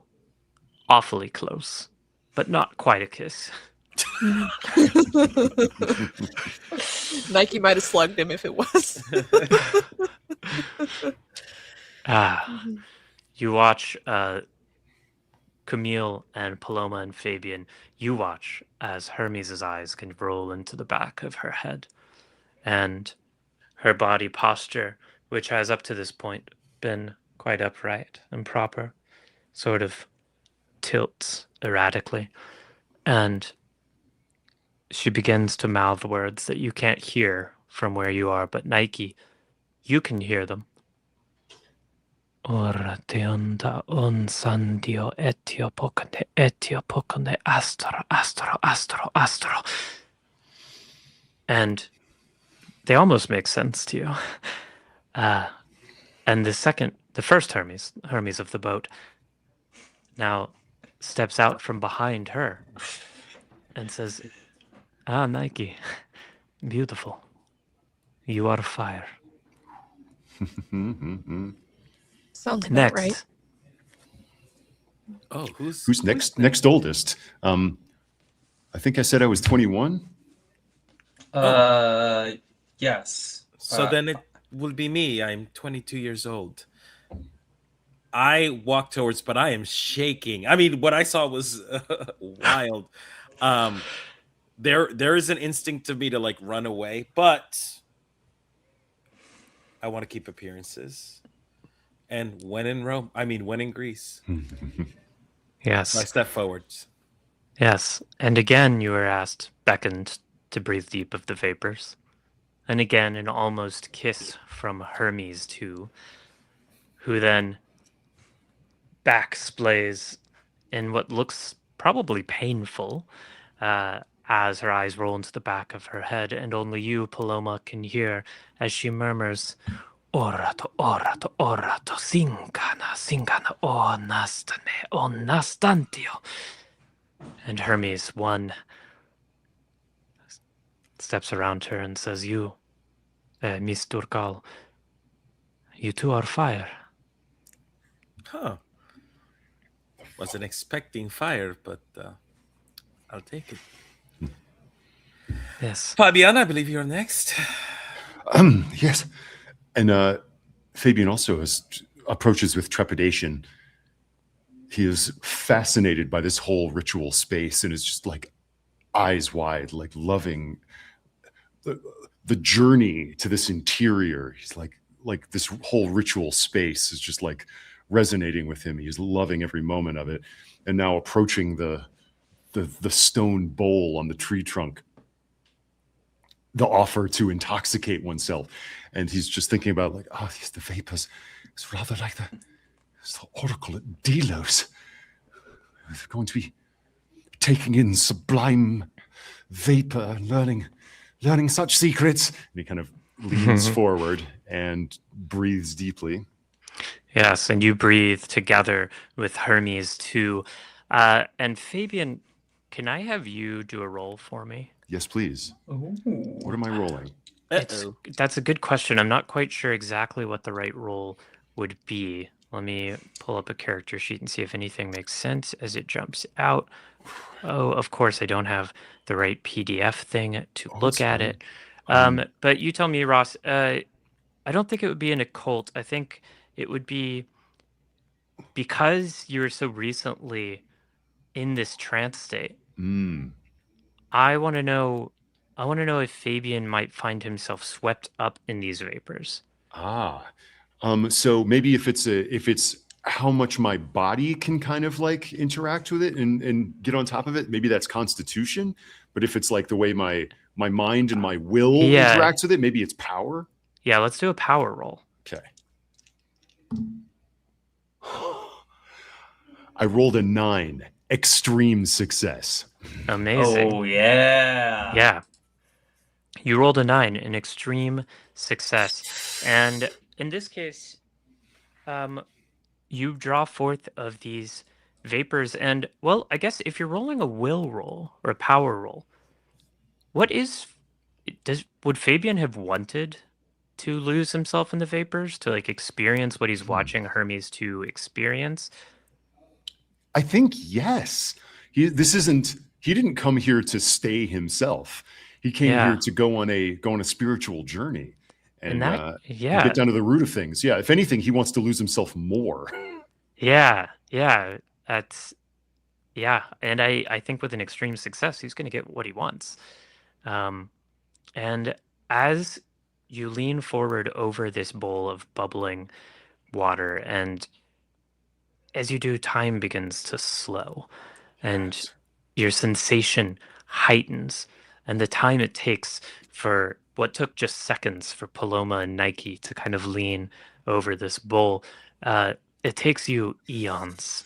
And in those eons, the popping bubbles of the surface of this water, the slightly visible translucent wisps of gas that emerge from them, the tiny feelings of droplets, microscopic droplets hitting your face and hitting the interior of your nose.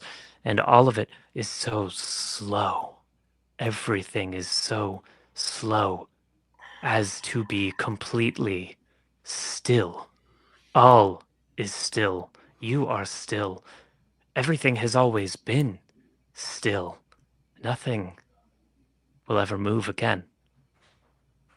It is as if you, Hermes, the world, is and always has been statue.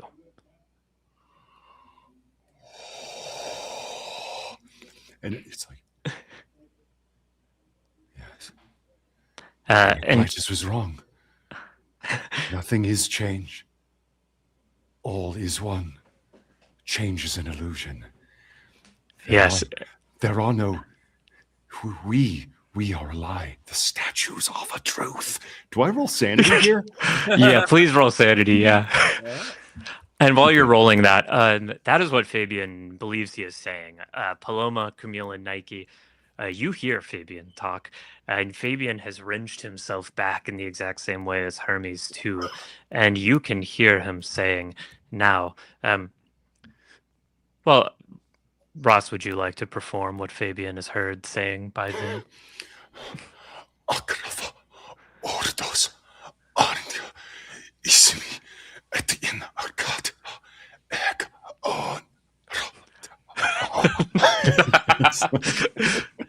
Yeah, that is what you hear Fabian say. I passed my sanity roll. Fantastic. You passed your sanity roll, and you also passed out. And Camille, Paloma, and Nike, you now see your dear friend has crumbled violently to the floor. I think Camille is smoking a cigarette, and she points and goes, "I'm not doing that." Can I You're try smoking and a catch him before cigarette he in falls? here? Yeah, I was smoking. I like lit a cigarette while everyone started doing it, and it's just like, yeah, no. We pan over and there's a sign in Greek, no smoking in the hypogeum. Nike, would you give me a roll to see if you can catch him before he falls? Okay. I'm assuming that would be dexterity. Sure. Okay. So that is a 17 against my dexterity of 70. Great. Oh, Of course you catch him. they are a unit. Yep, Yes. absolute unit Nike. Just like Yeah. Oh. I mean, are you catching him in any way that like you would describe as romantic, a la Paloma catching Camille, or is this simply your job? I think it's just base instinct, like just seeing him fall and not wanting him to hit his head. So just Yeah. jumping forward and catching his head and his upper back, which Fabian might interpret a different way, but for Nike, it's just the way you might helpfully reach out to catch a bag of potatoes that has Exactly. found its way falling from the shelf. Yeah, Could not be less romantic. a bag of sand just falling in your hand. Platonic. Yeah. I guarantee were Fabian conscious for this, he would find it romantic. Yeah. Yeah, were he lucid, he would have perceived perhaps a charge between you, but you just see his eyes kind of like crossed, like Yeah, he just kind of continues to mutter. Has Fabian, just for my benefit, when's the last time Fabian felt the touch of another human being? I think it's been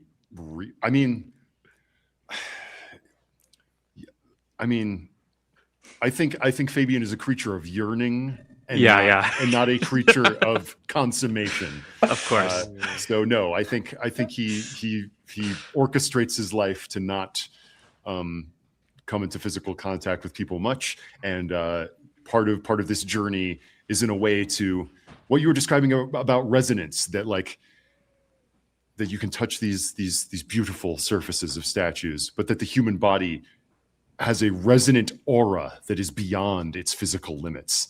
Yeah. And he wants that kind of touch. He wants the sublime and etheric touch. Perhaps because he fears physical touch. Yeah, that makes total sense. Well, he's experiencing physical touch right now, unbeknownst to him. His body is, at least. Yeah. As you catch him, Nike, Hermes, you have missed. You weren't able to hear Fabian, of course, what Hermes 2 said, but Hermes 1 steps around from behind her and says, young Fabian, you are... Oh, no. And then you fall to the floor. Nike catches you, and Hermes 2 looks up in panic and sees you, Camille, having lit up a cigarette in the middle of the agora. And he says, Miss St. John, what do you think you're doing in here? Do not pollute our... I'm sorry. Fabian is stone, and you, St. John, are no longer welcome. No, I'll put it out. She puts it out on a stone. He snaps. He snaps forward. Two young linen-robed youths who lead you, Paloma, and you, Nike, to your rooms. He snaps forward two stalwart-robed youths who take Fabian from you, Nike, and carry him somewhere deeper within. And Camille, he personally grabs you by the arm and starts walking you back towards the dock.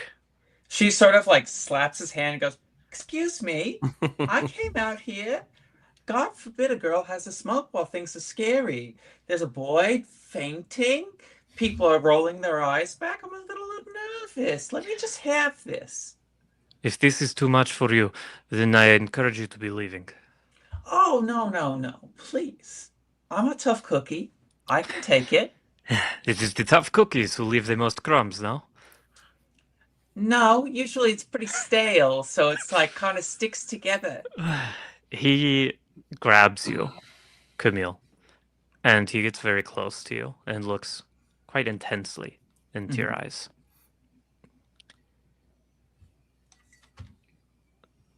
I'm telling you, you should leave. Oh, yeah? Why is that? I'm telling you, you should leave because you have no need of this place. And what does this place need? This place has nothing for you. I'm telling you, for your sake, not mine, that you should leave. Well, I'm going to tell you something. Nobody tells me what to do, especially not a man. Okay. Let the gods not say I did not try. I think if I'm gonna do the vapor thing, I would like to pretend to do the vapor thing. Can I do acting for this role to like pretend to breathe it Roll in? for acting. Okay. Yeah. Can you roll first? I want you to roll if you're gonna have a chance to do this vapor thing. I mean, Yes. Hermes is trying aggressively to usher you off of this island. Okay. I would like you to roll to convince him to take you back there and let you continue. Okay. Persuade? Yeah, give me a Yeah. persuade. All right. Let's fucking go, baby. That is a success. 52 over 65. All right. 62 under 65. Regular success. Yeah. Great. You say, I won't let a man tell me what to do. And Hermes, he lets go. You see him take a breath. The intensity that had been in his eyes for that brief moment is gone. And he says, of course, far be it from me. Ignorant as I am, you know best.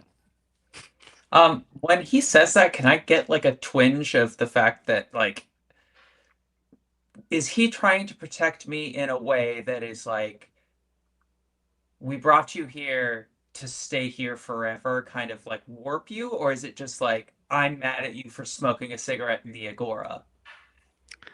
I think without even needing a roll, yeah. I mean, he was trying. He was trying to help you. Oh, You didn't okay. get. He wasn't. He did not come off as angry at all. I think then Camille definitely wants to pretend to breathe in the vapor because she's now worried about Paloma.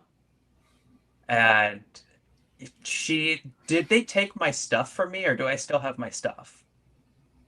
They have taken your stuff, and they Okay. have.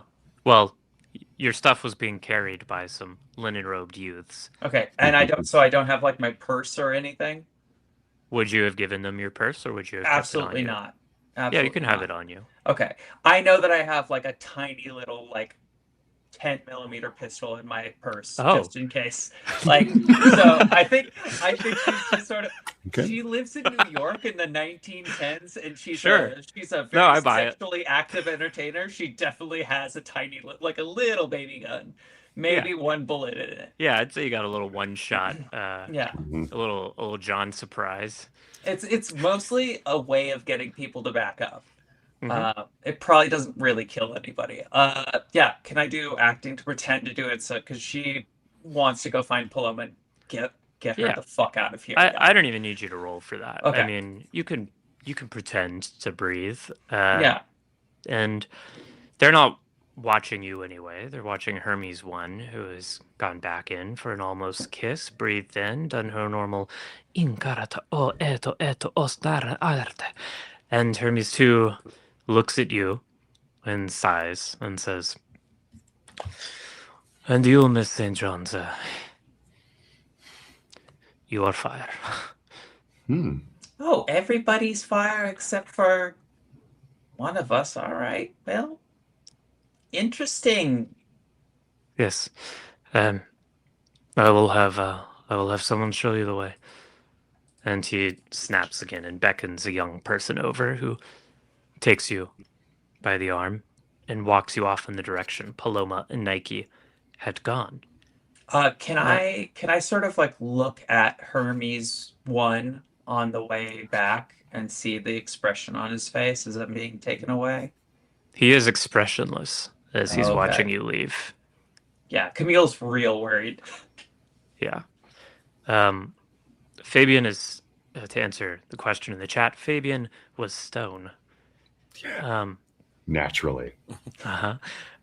Paloma and Nike, you two have been led to one of these wings of rooms that shoot off from the Agora, which you see aren't actually connected interior. The connection is facade on the outside. It is a separate kind of subtle bow-shaped structure. And this looks like mostly kind of dormitory vibes. And as you're being led by these silent youths past room after room, and you peek in to windows here and there through the curtains, each of these rooms is bare bones, just plain, undecorated bunks. And it looks like they have about 6 people to a room. But the rooms you were led to are a little nicer, better appointed, and you each actually have your own room with a little bed. Plain, nothing fancy, but you have a little bed, a little bedside table. Everything looks like it was made here on the island from the local trees. And you were deposited there, your bags already in place, and a pile of your own linen clothing has been placed out for you on top of your pillow. I turn to one of the youths and say, Are we meant to wear this immediately, or If you feel so moved. I'd like to know where the rest of the party was sent. Well, that depends on their elementality. And how many elements are there? Yes, I too wonder.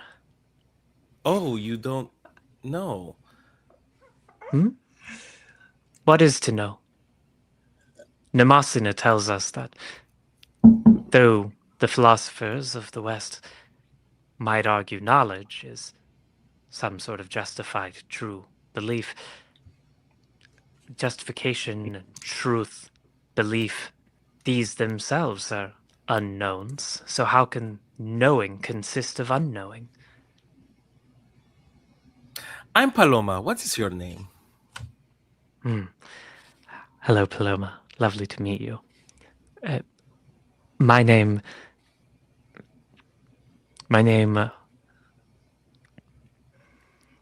you may call me, Derek. Oh, but that is not your name. It is what I should call you. If it helps you to call me a name, you may call me Derek. Derek, how long have you been here? Are you from this place? No, nobody is from here. Well, Mnemosyne says all of us are from here, spiritually, but bodily nobody is from here. I have made my return some 3 months. You return, meaning Well- you left and came back. In a sense, in that when souls depart from the navel, and they are sent out to incarnate in body and fleshly prison, they find themselves sometimes, if they are approaching the end of the journey, at the end of the endless samsara, if moksha is near, you might find yourself returning back through Lethe and into the once was.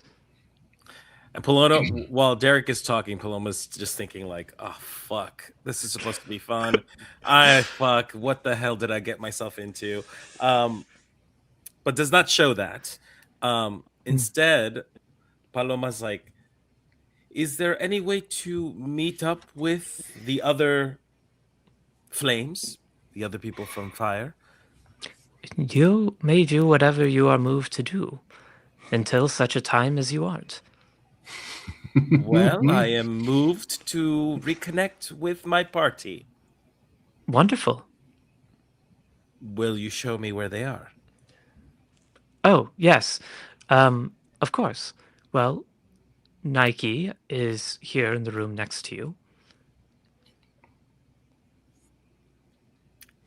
And Fabian? Camille? Oh, I'm not sure. Huh. How would I Well- know? I left the chambers as you did. They had not yet been appropriately sorted into elementality. Of course, I don't know why I assumed you would know where people are. Thank you, Derek. I must change into my robes and Yes, please. reconnect with Nike, if I may.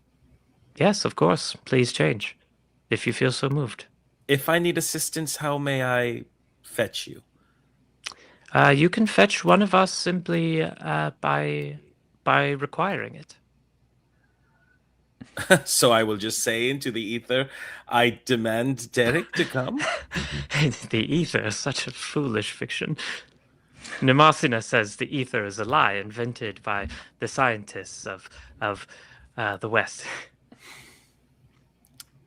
Huh. Well, all right. I think that is all. Very wonderful to meet you, Derek. I will see you shortly. Indeed. Goodbye. Oh, you wanted... Yes, of course. I must Derek, change. Yes, oh, of course. Right. Yes, you're new. And Derek leaves. Paloma has a second where she's still in that sort of like exterior performative mode, and then she sort of breaks down. She's like scanning the room, and I would like to make a spot hidden roll just to see like what the heck is there anything weird about this space. Oh yeah, for that sure. I cannot see. Okay, let's do Yes. this.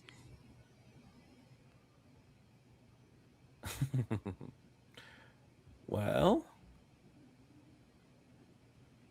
87 over 45. That is not good.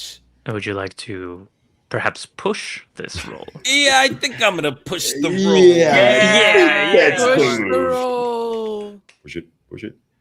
Okay. Push it real good. How'd you do? Well, my God. significantly worse. That's a 97. Oh my god. What's your A score? 97. Your score was 40. 45. So that is what we call a fumble Oh. push. A And- fumbled push.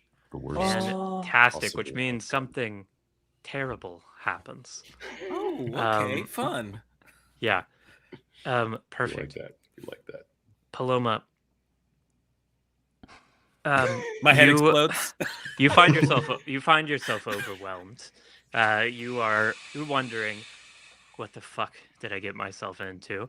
As you are kind of left to your own devices in this room, and perhaps as you flop down onto this, unfortunately rather firm, tiny little bed that you've been allotted, something catches your attention out of the very corner of your eye, because as you are lying on this bed, and you've probably flopped a little further up than you might normally, and the pillow is barely any feathers at all, nothing like you're used to back home at Papa's, and you can see carved into the bottom of the headboard, which has these kind of planks of wood going across. You see carved into it. Does Paloma speak French? Yes. Yeah. You see carved into it, it just says, je suis, que je suis, moi, moi, je suis, que je suis, moi, moi, je suis, moi, moi, moi, moi, moi, je suis, que je suis, moi. And it's just like this repeating mix of words carved in very small lettering all across this board. And For those of us who do not speak French, what does that mean? and it just means something like I am that me, I am me, I am that I am me, I am I me, I am that I am me, am I. Oh, A philosopher. Yes. Well, that confirms And- it for Paloma. I'm Yeah. like, yeah, this should be crazy. Yeah. I assume And as you are reading that, I think you might find yourself following the text Mm. down as you notice that these je suis que je suis moi, moi je suis wrap round down and bottom, and I think you might find yourself driven to follow them as they go underneath this little bed.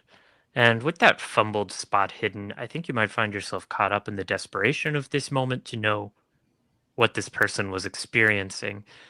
And Nike, if you've wandered out to find Paloma, you might see through her window Paloma has upturned the bed onto its side and is now Paloma, you can see it is this exact same pattern of carved letters. Not pattern exactly. This exact same random scattering of these same words over and over again carved across the entirety of the underside of this bed. Thousands and thousands of lines of this. And yeah, I think as you're feeling that, I'm curious, Paloma, what is your like power, or do you have any points of magic power? Like, do you know how sensitive might Paloma be to kind of the parapsychological? Paloma has 17 magic points. Whoa. Oh, that's high. So, Hot damn. Yeah, she's in tune with the sort of otherworldly She's stuff. resonant. Yeah, I think somewhere along the way, Paloma, you probably would have lost yourself in the reading of the je suis, moi, moi, je, as you are tracing it all along this bed frame. And I would like you to do a sanity roll for me, please. No, I'm kidding. Yeah. Not No, to be you're right. Fair enough. No. not to be a teacher's pet, oh great keeper, but if somebody like fumbled a push, they might just take the sanity loss Oh, regardless. fantastic. In that case, I think you just lose some sanity as you find yourself wrapped up in this, because it's as you are reading this carving of je suis moi, je suis moi, that you begin to, you remember carving this.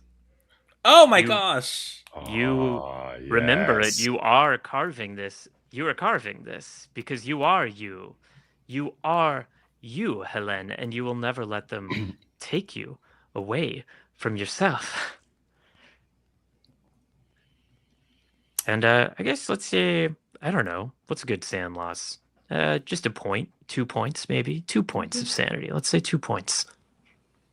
2 points. Thank you, teacher's pet. Please remind me anytime. Thank you. Um, Always love to be a rules Ronald. Yeah. And Nike, you see Paloma, like, I don't know what this looks like to you from the outside, other than Paloma is sort of, have you read the yellow wallpaper? In the yellow wallpaper, it creeps me out so much, but at the end, when this woman believes herself to have fully become the yellow wallpaper, and we get the description from the doctor's point of view at the end of her just like walking around the room with her shoulder always touching the wall. You're getting some of that energy from Paloma right now, like as Paloma I am. like is sort of sinking deeper and deeper into this wood. It's because I'm not with Camille at the moment. Literally having withdrawals. Oh no. My crush withdrawals. Oh no. Oh no. Crush withdrawals. I can't wait to see that. That is a band name. The Crush NRE. withdrawals. Nike was planning on going to find the wrestlers and getting involved in some naked wrestling, but Yeah. happened to peek in Paloma's window on the way out, and seeing this, they're very confused, but also slightly worried about Paloma, so gonna poke their head in, like, Paloma, hello? Yeah. And just out of curiosity, what is Nike's sort of sensitivity in this parapsychological way? I have a power of 50.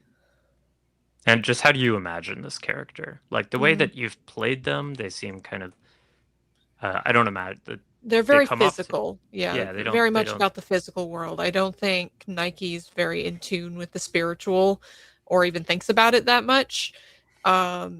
So they were raised Catholic, but kind of got away from all of that and doesn't really pay much attention to any of those sorts of things. Hmm. Yeah, fantastic. That's good to know.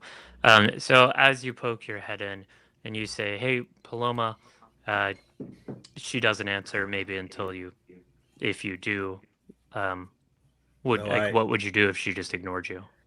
Go in and shake her shoulder. Right, fantastic. That seems to work. She kind of Through the snaps wall. out of. Yeah, through the wall, just like half the Yeah! with her shoulder with the 80 string. Oh, I shook her too hard.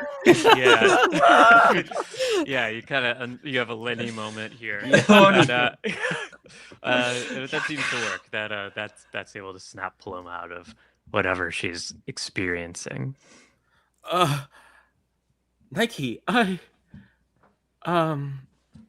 my, I just hug Nike as hard as I can. Nike's doing this, like standing there with their arms by their sides, looking very confused and bemused and not sure if they're completely comfortable. But they're there. What? Disculpe, I seem to have lost myself for a second there. It's hard to recollect what just happened. Do you see this? And I point up to what I see is just scrawlings of "Je suis moi." There actually is nothing there on the underside of the bed. My. I mean, I know the beds aren't super comfortable, but I don't think the underside's going to be Nike, any better. the scrawlings on the wall. Do you see them? And Paloma, there's nothing where you're pointing. Oh. I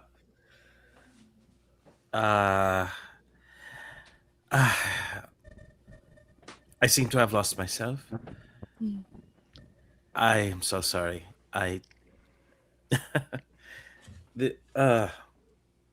I'm feeling very lightheaded. I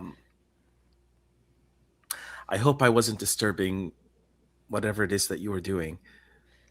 Just sort of put an arm around Paloma's shoulder, and they say, come watch some displays of athletic prowess. It'll make you feel right better. It always makes me feel better. Oh, all right. Do I see, Nike, that you're wearing the robes, or are you just wearing what you normally wore? Wearing the robes. They're a lot more comfortable than the heavy sort of 1911 stuffy clothes I was wearing before. It seems that you have somehow accommodated with the space here. You look dashing in your robes, Nike. Thank you. Not going to be wearing them long anyway. But they're a lot more comfortable.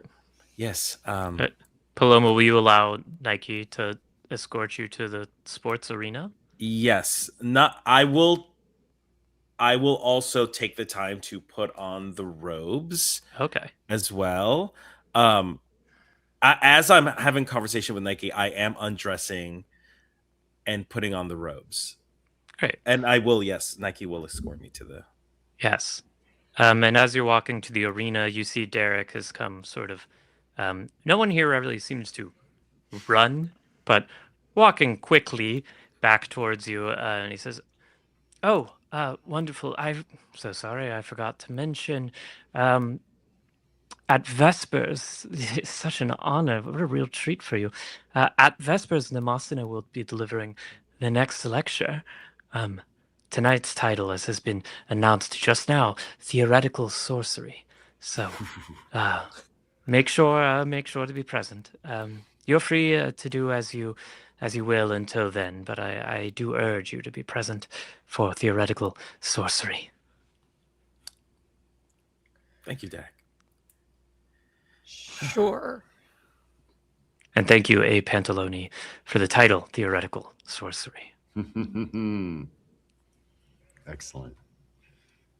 Great. And as y'all wander off towards the Pancration pit, I think you run into Miss Camille St. John's, who is now being led your way towards these little accommodations. Oh, hi. I think she's still sort of like, I think a little too full of herself and just trying to be overly confident because she's freaking the fuck out. Yeah. Do you think?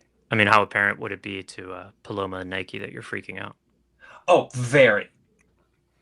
I think it's the like, oh, hi, like with the voice, and in her eyes, it's like, Hmm. Camille, uh, come here, hello, please.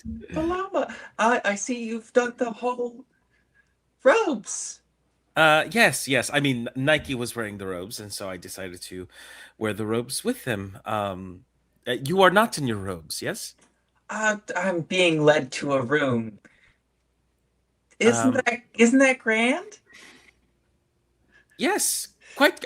Sort of return the same tense Yeah. delivery. Yes, quite grand indeed. Please, after you are done, meet us at the Nike. Where are we heading to? Going to watch and maybe participate in some naked wrestling. Violence. Great. Violence. It'll Just lift what your I need. spirits right up. Yes, it will. Get the blood Um, pumping. Mm-hmm. Great. So please, and I reach out to Camille's hand and I squeeze it incredibly tight. Meet us there, won't you? Yes. Camille squeezes so tightly right back. Just like, obviously, just like, what the fuck? Yeah. We're having a moment where like, girl, Girl. And Nike, how are you feeling about everything on this island? Nike's feeling great right now. Just Yeah, hell not yeah. quite sure why Paloma was freaking out, but you know, there's comfy robes. I imagine the room isn't much different from how Nike's actual room is back home because they don't decorate very much. They don't think about their physical space that much. So it's just this is normal.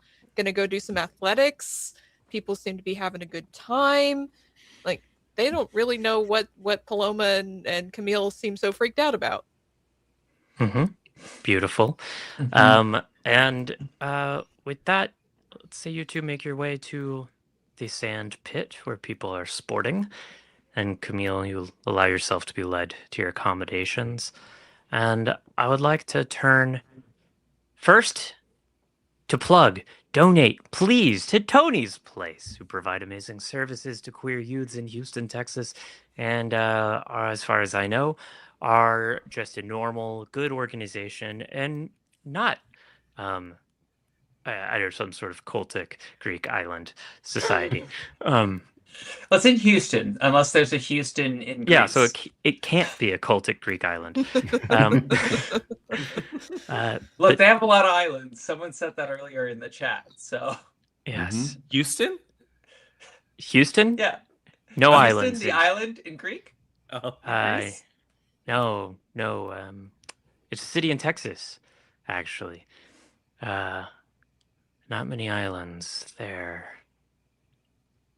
Unless you count the sort of like blocks of concrete and grass that dot the various bayous that run through Houston. Those are our Greek islands. Well, anyway, after you've donated to Tony's Place, we find ourselves now back with our good friend Fabian Besant, who I think, Fabian, you find yourself coming to. And for you, no time has passed, but of course it's been an eternity of stillness. But you begin to open your eyes slowly in a room, making sense of things around you. Things are moving again. Time is passing as it used to. But I've been gifted a vision. It's what I came here for. And do tell me, what is it that you saw? Who's this? As you kind of blink away the the drear and the vision that you've been in, the trance, you find yourself in a bed, in now robes of the sort that everyone's been wearing, and sitting on a very simple kind of wooden stool at the end of your bed, looking at you, is an older woman who is wearing the exact same kind of robes as everyone else, this white linen robe, except that the fabric of hers seems to be sort of fringed with gold. Mm. Do I... What did I experience? You said you'd been gifted a vision? I dare say it's why I came here. I've been shown a truth more profound than any that I've had in my communion with marble. I didn't even hear Hermes whisper it to me. I just know that I'm elementally resonant with stone. That the profound and sacred beauty of it. That the lapping of the ocean, the pleasures and pains of my senses, my perception of time, that all of these are illusions, as it were, passing in dumb show before my limited perception. That what Hermes said upon the boat is precisely true. That I've been groping after an expanded spectrum when really the truth of things is an elegant and sublime simplicity. Not a multiplicity, but a stony and marmoreal oneness. That all of time is one moment, and that I, in some way, have always been here. That everything exists in one temporal and physical monad. I am me. I am you. I am all, and all is one, permeating together in one sublime communion. And yes, there is sorrow in this, to know that I lose myself, one drop upon this sea of oneness, but that there is something beautiful too, to lose oneself. Like this. This is the vision that I've been given, he says, like he's tearing up again. You are a rather queer fellow, aren't you? Excuse me? A what now? Odd, strange, bizarre, unusual, queer. I suppose so. I suppose queerness exists in relativity to what would be stable and normal. Indeed. Quite so. You know, our word queer is derived from the Latin torquere, which means to twist or rend. To be queer, one might then think, is to be one who twists or rends the fabric of their era, their time, the mores, the twisting of the walls of society. But if all societies and all times are one, and if what is queer at one time is normal at another, then there is no queerness and there is no normal. Yes, can there the really one is. If all is one and one is all, extending ever outwards into itself, the complete and total simplicity, along which axes and in which planes, is a thing queered. Exactly. the ultimate truth one realizes is that the difference that you perceive, the rending or rippling or tearing that feels ever so important, is at base when one sees truly and clearly an impossibility. Are you Namosina? Ah, yes, I am.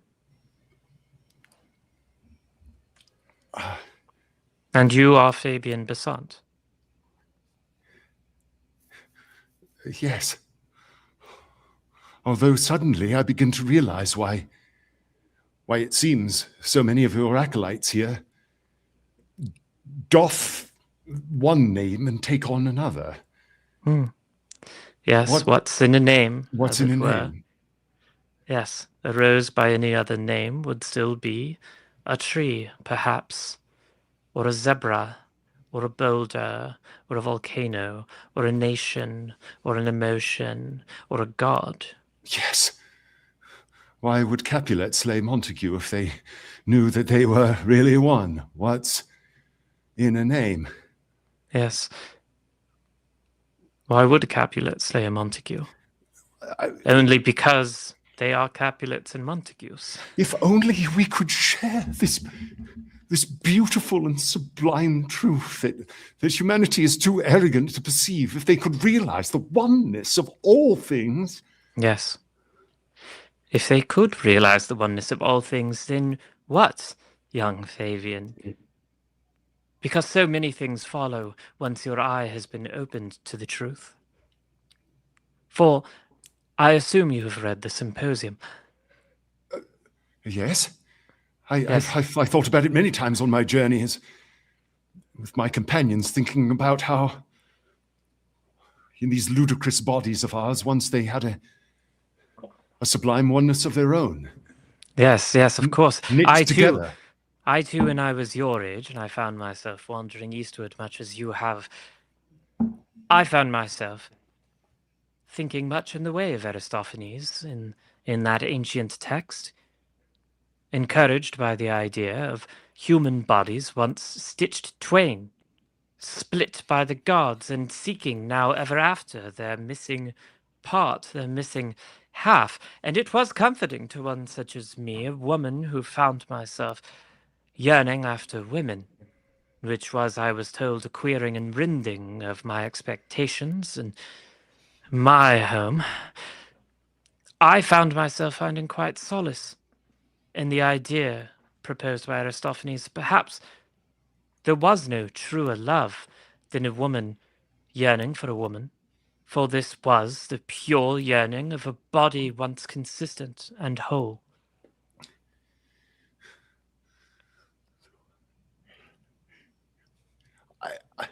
I felt a sorrow here when I first arrived at your shores. Yes. Is this that sorrowful yearning that we all feel as we grope towards the oneness that our illusory separations It was, of course, keep us in my from? older age, many years of searching, maturing, experiencing, loving freely as I assume you must crave still, to feel. I came to a realization that love is a distortion. Love is a rending itself of the oneness, for it's not Aristophanes whose wisdom we must follow in the symposium. No. We must listen, as Plato intended, to Socrates. And Socrates, in his infinite wisdoms, described, if you recall, love is the opposed to the beloved. If the beloved is beauty, then love must be viciously ugly. If the beloved is pure, then the love must be filthy and unsacred.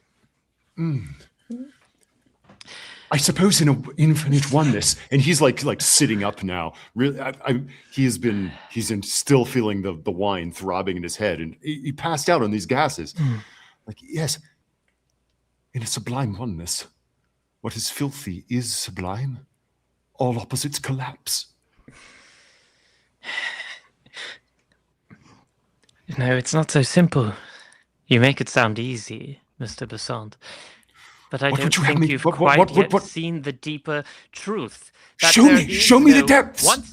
Once one realizes. Would you like me to show you? I've seen much already. He's absentmindedly. He's got that little statue in his hand. I've seen so much already. Yes.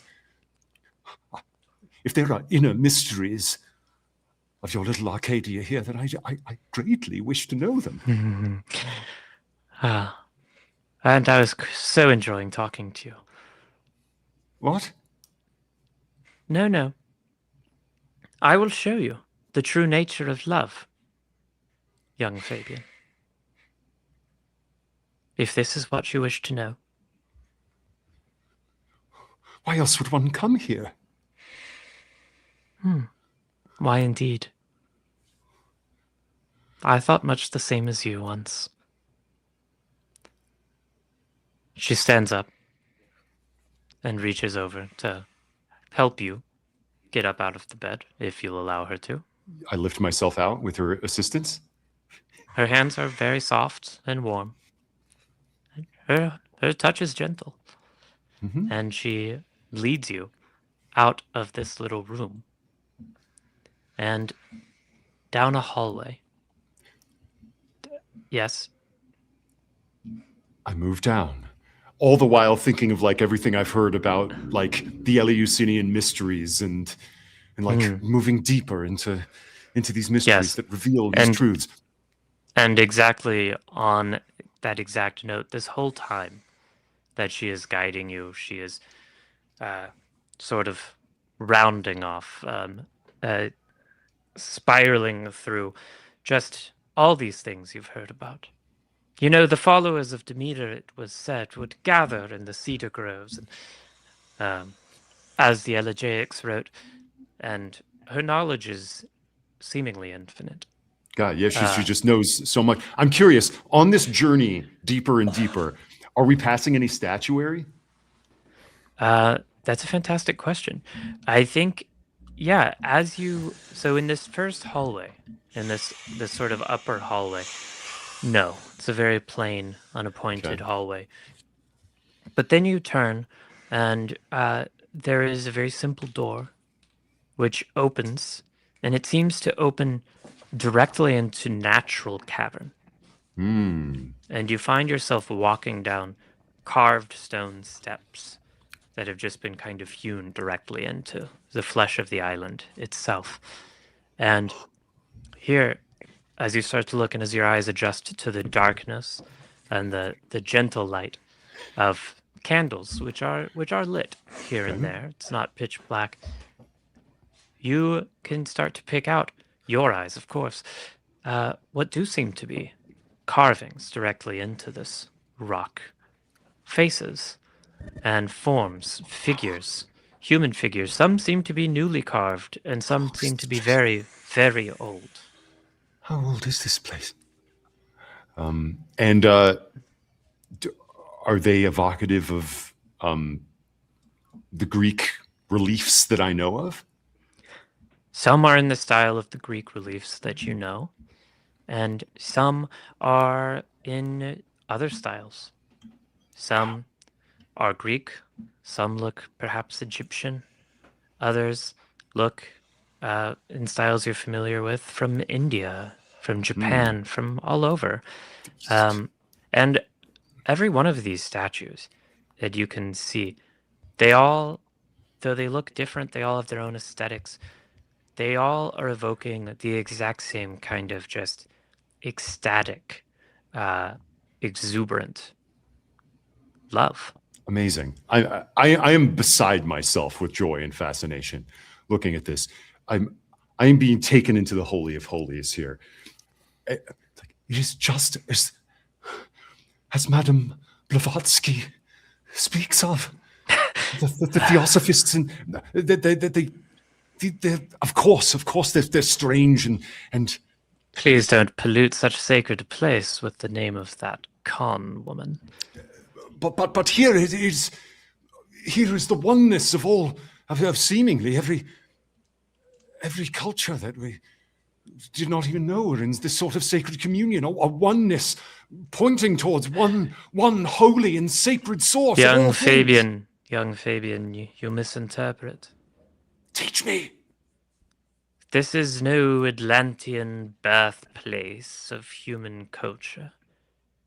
You will not find here some prehistoric Omni-Man, and certainly nothing in the way of Aryans.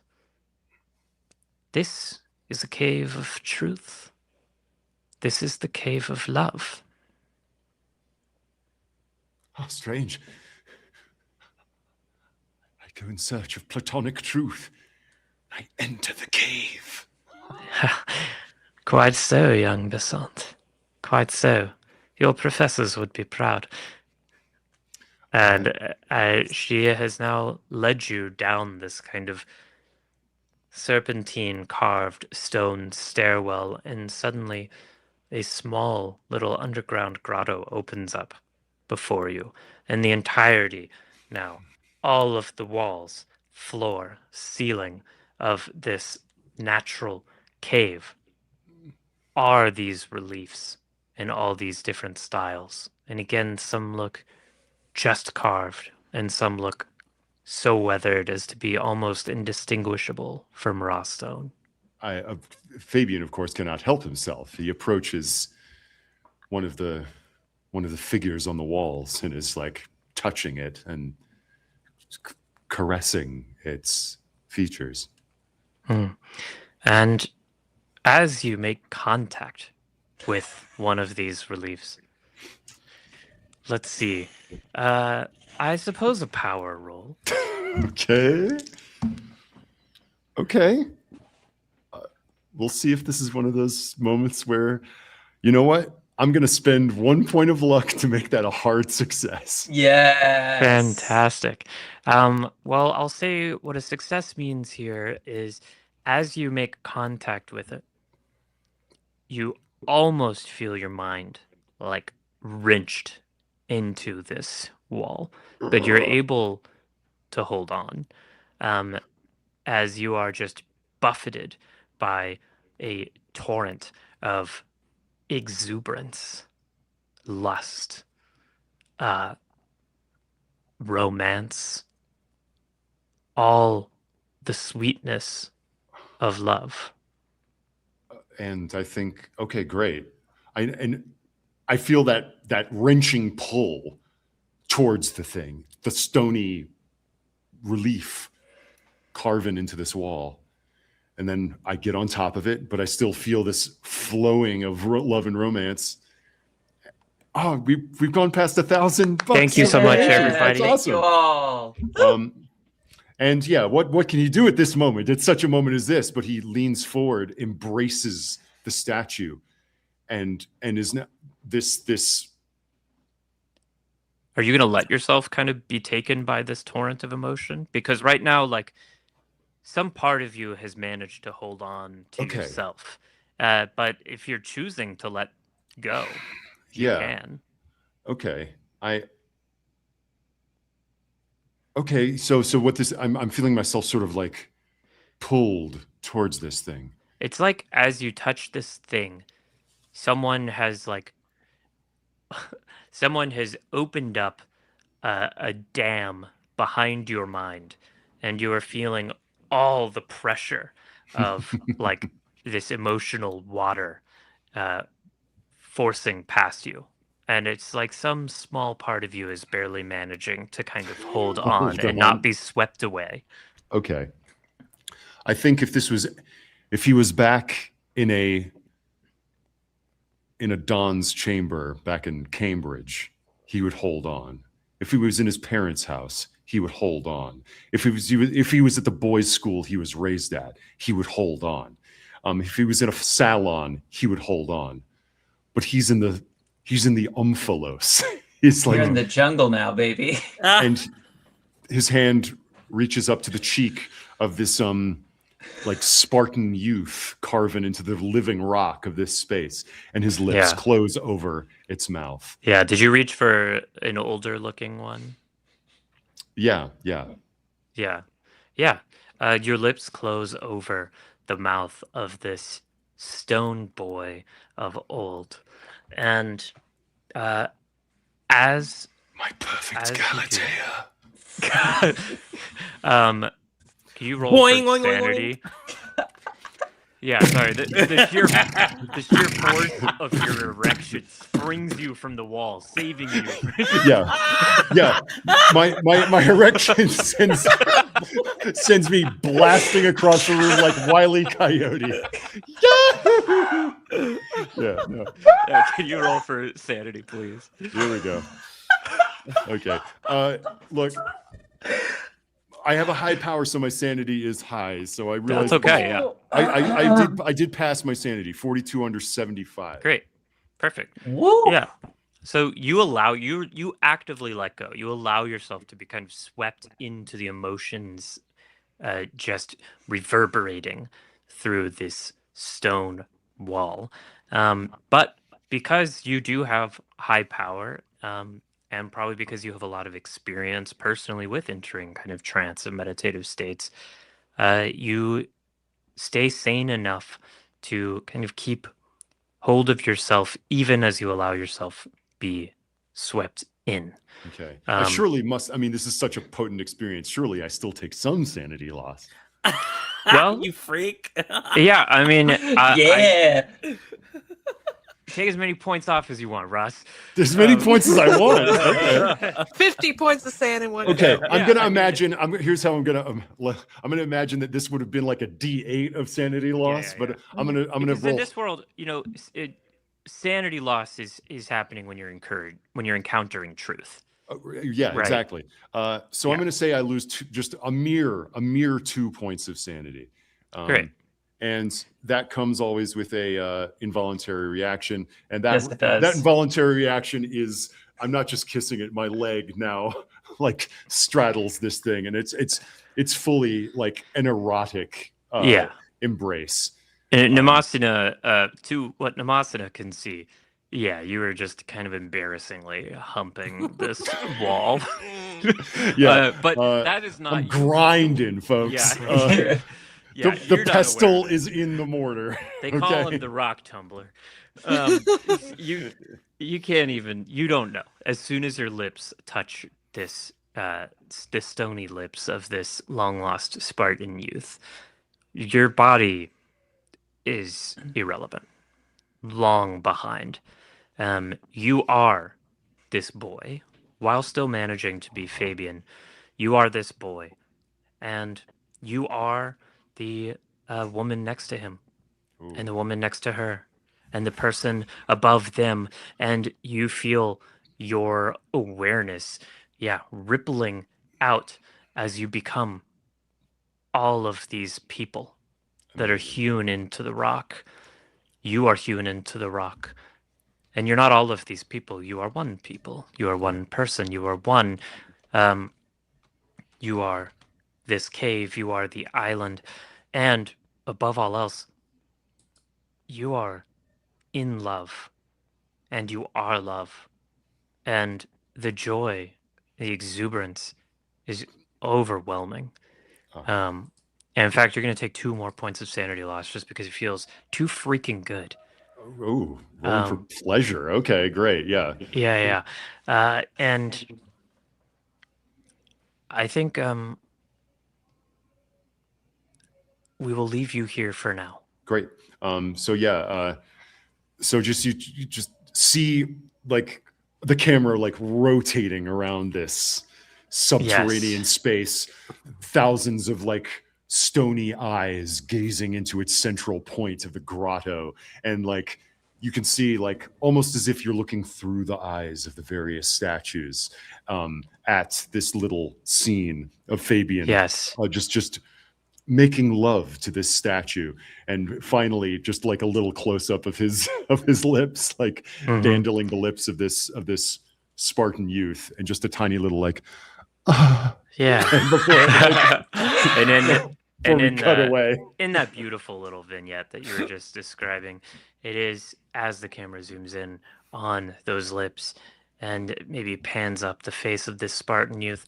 It is the face of one Fabian Besant. In fact, if one were to look around at all of these eyes staring down at Fabian from the rock, they are all the face of Fabian Besant.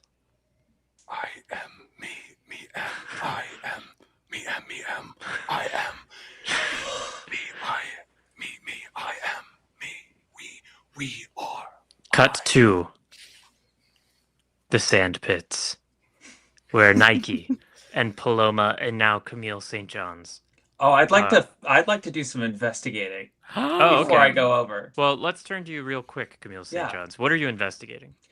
I think I am stashing my gun underneath my robes, probably in my You have pockets. Yeah, I have pockets in the robes. These are Yeah. practical. These are Wow. practical salt of the earth robes. You know, if someone's gonna go gathering herbs or mushrooms, you've got big, deep pockets. Yeah, I think she's put her little pea shooter in her pocket and is trying to do some sleuthing. She doesn't really know how to do some sleuthing. I think realistically, she's just trying to look around because she's really freaked out. Like in the room or in? I think leaves the room trying to go stealthily through and Sure. peep in other rooms and peer around corners. I think Camille St. John's, what you find at first, you're trying to be quite sneaky, and I think what you find is it really doesn't seem like anybody cares what you do. No one is trying to stop you. No one seems concerned. And I think it might not make you feel less uneasy, but you probably realize you don't really have to worry about getting caught. I think if it's to that point, I would like to find a cup that's shatterable and just drop it and let it break on the ground and see what happens. Great. Well, there are no glass cups here. All the cups are kind of simple, hammered from tin or carved from stone or made from wood. But Can I drop that down the stairs so it clatters? oh yeah, great. Yeah. I Yeah. think just So it clatters. Are you imagining yourself inside a building now? I think because you said that it's stairs leading from place to place inside of the rocks and the caves and everything. Oh, just in that underground place Oh, where okay. Namasina took Fabian. Okay. Everything's kind of just built on the surface, but if you might have found yourself wandering as you're kind of sleuthing around, you might have found yourself atop an amphitheater, a small amphitheater that's been carved into a hillside. And if you would like to clatter a goblet down those steps, you're more than welcome absolutely, I to. would. Yeah. Yeah. Because this is an ancient amphitheater, and the ancient Greeks were experts of acoustic design, this amphitheater is perfectly built to amplify sound around it. And each little boing, bonk, clink, clunk, as it gets lower and lower and closer to the center of the amphitheater, just starts to shoot out like someone firing a gun in a canyon, and it's louder and louder. And there's no way that everyone hasn't heard this noise. And if you're looking, are you trying to inspire a reaction in people? What's the goal here? Yeah, I'm trying to inspire a reaction because I think the fact that everyone is so nonplussed about everything all the time is really freaking Camille out. Yeah, you do that. There are some people sitting in the amphitheater, reading or writing or braiding each other's hair, and they look over at the cup to see what the noise was and go back to their activity. I think Camille, seeing that this is an amphitheater, I think she like rushes down and rushes to the stage, and it's just going to like, she's like, fuck this, I'm gonna do a monologue and see if anyone even has any semblance of emotion. Oh, fantastic. Well, let's have a performance roll, An acting role. Let's an acting fucking roll. Yes. Roll for let's acting. roll Let's for acting. acting, baby. 66 over 70, so that's a success. Mm-hmm. Part of me wants to push the roll and see if I can get a better success, though. Can you push a success?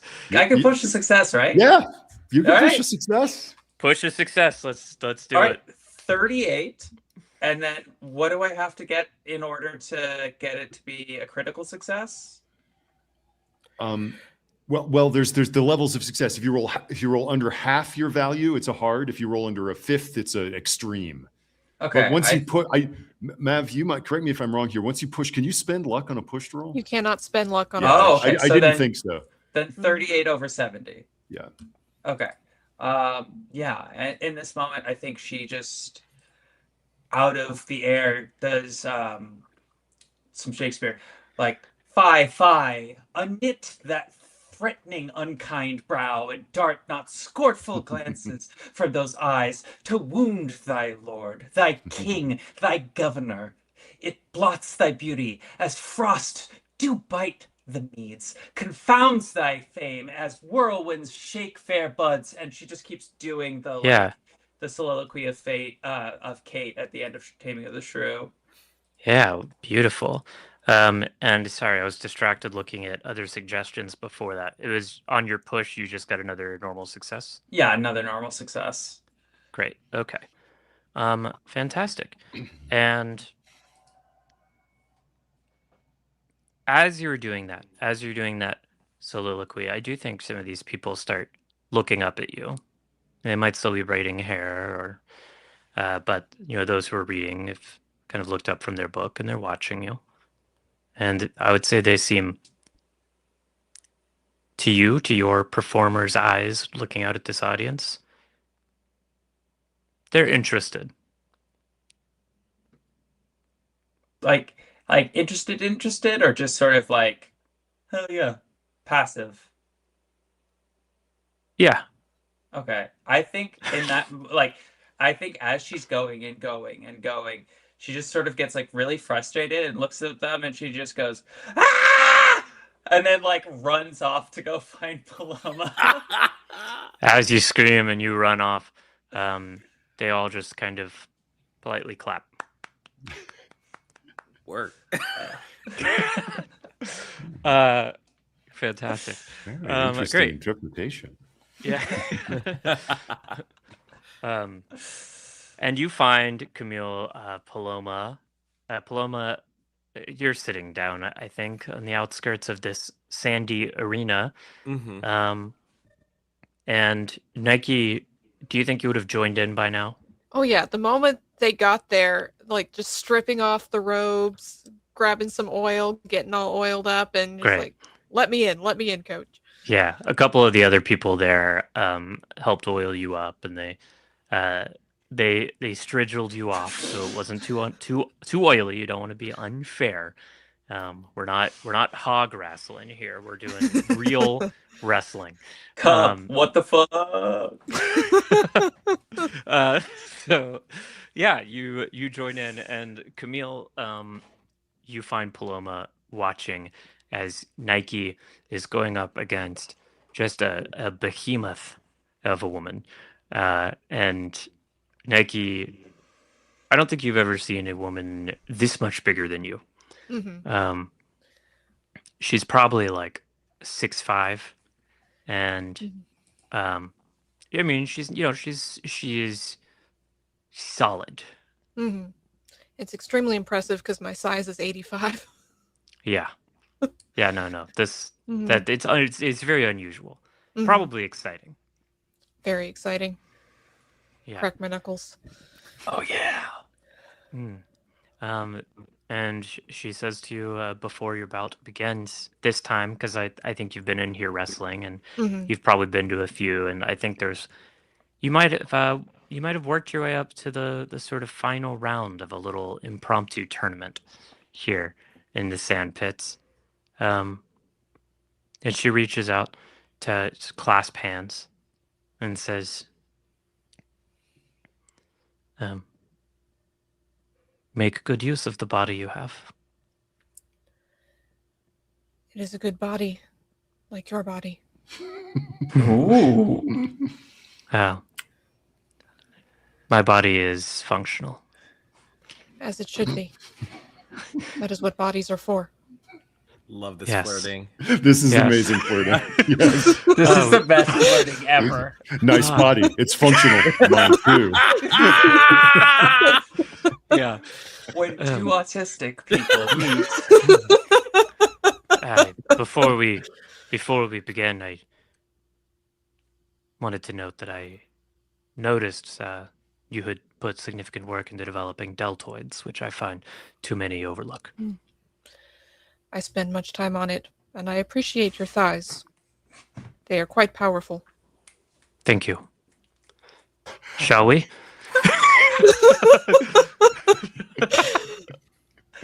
Let us engage. Right. Yes, another one of the fighters, someone you beat earlier in the tournament, is playing the little impromptu referee, and they come over and they shout, "Okay, everyone. Of course, there are no rules.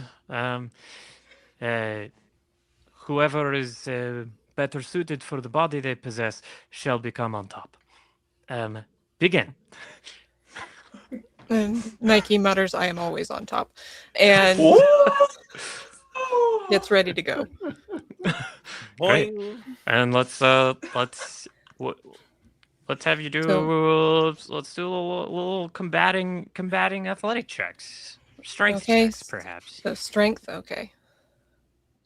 Yeah, I mean, how are you with kind of just general wrestling? Because I know you're a boxer. Yeah, I think I wrestle to keep my, because I've got a good fighting brawl as well. I think I great. wrestle a good brawl. bit. Let's roll brawl. That's perfect. Okay, so that's a success. Okay. And what is your brawl? My brawl is 65. Great. Okay. And what did you roll? 61. 61 under 65. This behemoth of a woman whose name you never quite caught, I just, for fun, said that she had the same brawl score you did, and she rolled a 38. Ooh. So I'm going to say, unless you want to push. All right, I'll push the roll. Thank you, Rhea. Yeah. 22. Oh, yeah. I think she had you pinned. And for anyone else, the fight was over. And she maybe let up just a bit too early. And you were able to reverse. As my brief high school wrestling coach, before I realized I hated wrestling, would shout at us. And you were able to flip her over, pound her back hard into the sandy floor of this arena, and hold her down for the count. Do you say anything to her as you're sort of holding her there, victorious? Would you agree this was a satisfactory session? She looks up at you and looks into your eyes and says, "Indeed." Dang.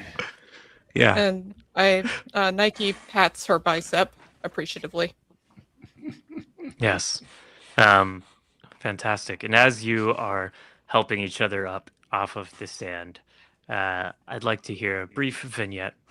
Camille and Paloma, you're reunited. What do you talk about? I think I look at Paloma and sit down and I just look. I can't look you in the eye. I'm like looking forward, not at the wrestling, not at Nike, not at anything, just looking straight forward. I just go, I think we need to leave. Um, I don't think this place is safe, and I don't feel comfortable. I'm real scared. Nothing about this is copacetic.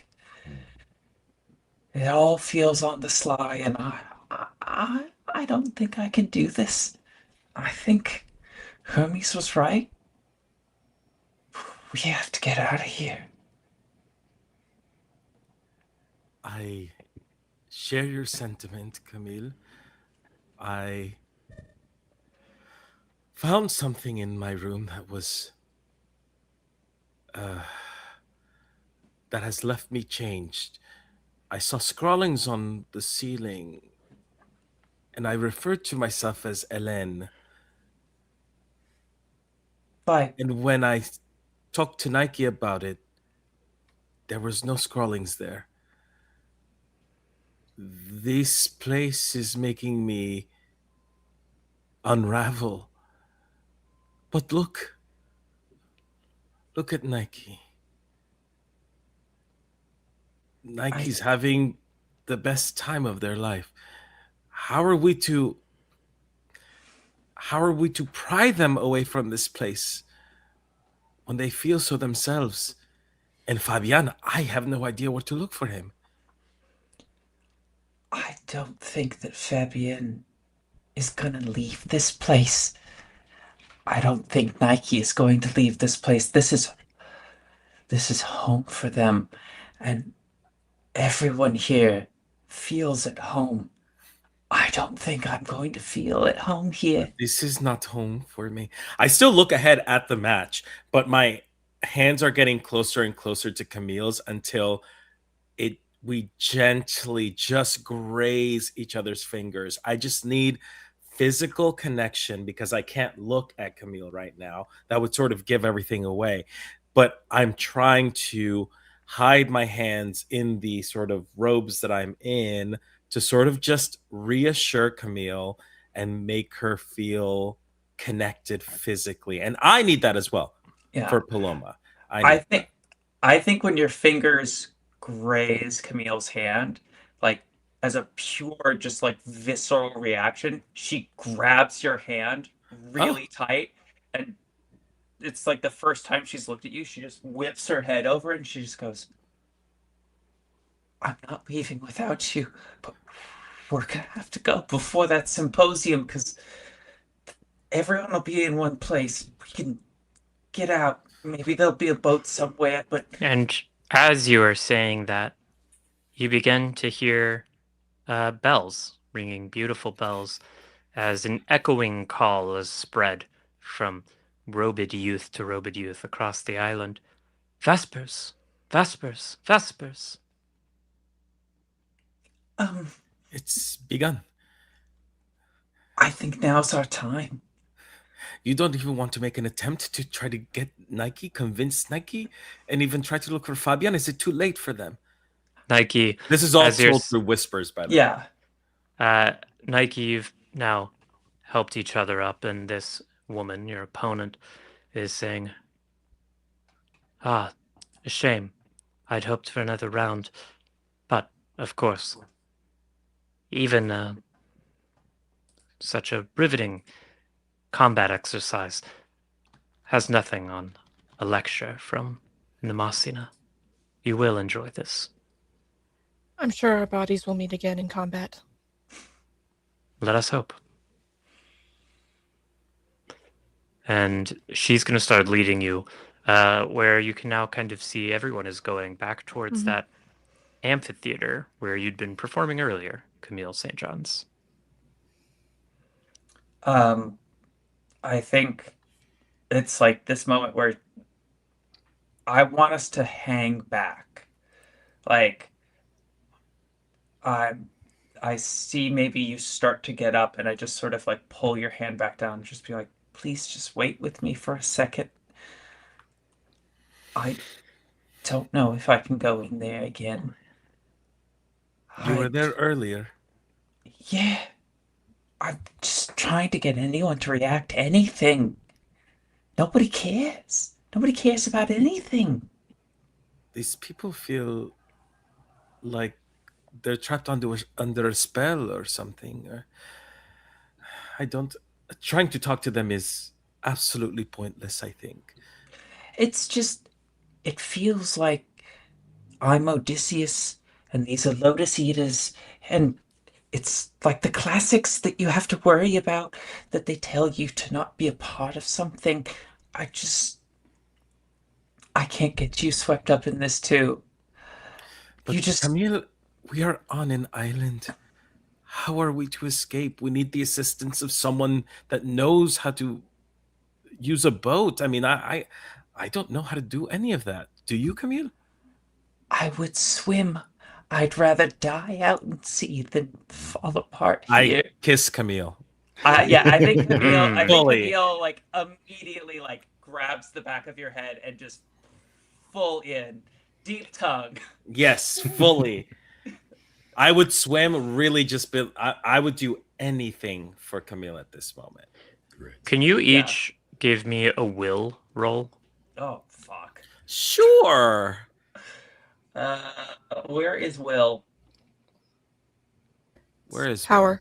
Oh yeah, the power. power. Pow. Okay, Up at the okay, top. Okay. Pow. Pow. Pow. Pow. Give me a blam roll. Blam. Bam. Blam. Okay. 10, and Woo. my power is 65, so that's a critical success. I rolled a 78 out of my 85. So that is a success. Holy You have shnikes. 85 power. God damn. Paloma. That's too much. Strong. Yeah. There's a huge World Cup event taking I place heard it. just outside my Yeah. window, and right when you rolled that, there was an enormous cheer. Oh wow. Yeah, we've actually cut into the World Cup broadcast, and they were actually applauding that. Yeah. You see, They're like lesbians. Lesbian. as your lips touch, you feel, both of you feel a kind of pulse of a force that surges from that point of contact and through your bodies, a ripple down into the ground. And as that rippling energy hits the ground and starts to ripple down further and further and further into the bedrock of the island, you feel it pulling you, almost like someone had turned gravity up and up and up. But because you both had wonderful, successful will rolls, you are able to resist that force. You don't find yourself crushed or sucked into the earth, or whatever this force is trying to do, and you just get to enjoy like a really nice kiss. Does anyone notice around us, or are they all sort of zombified? If you notice, if you're paying attention in the middle of this kiss, which you're probably not, but No. in the immediate No. aftermath, I think you see again more of these kind of robe-clad youths are making their way towards the amphitheater from whatever tasks and chores they were off doing, and it's just the same, like people looking at you with, if anything, like a vague interest. There's a thing that is happening. One of many things that happen. Camille, Yeah.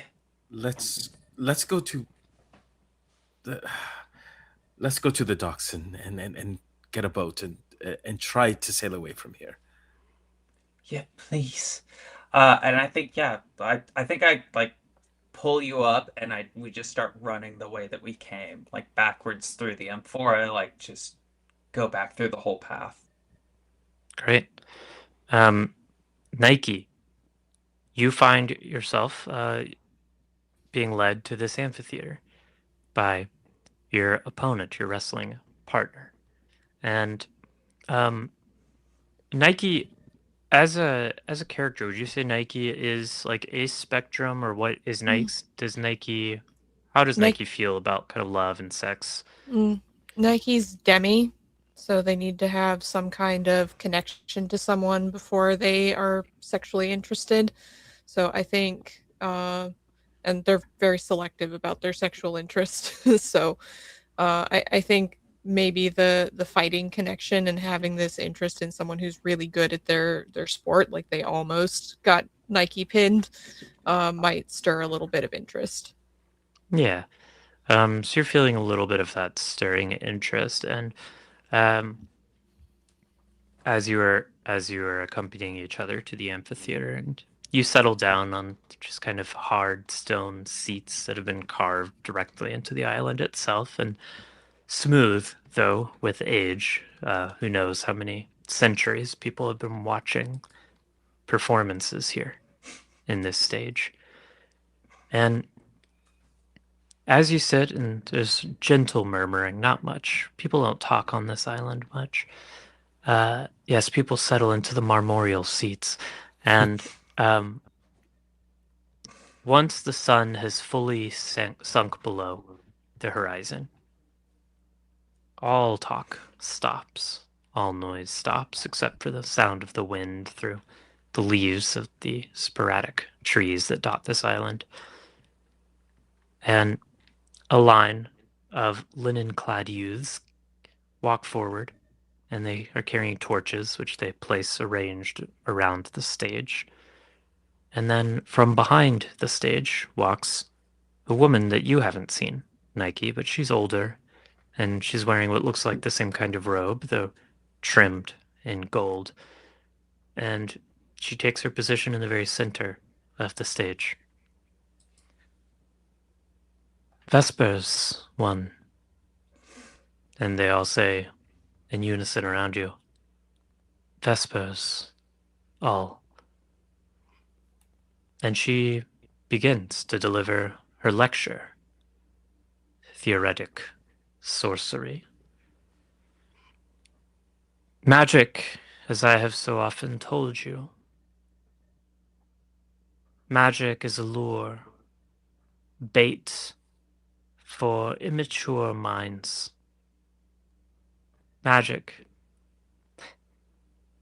Magic is deception. Truth.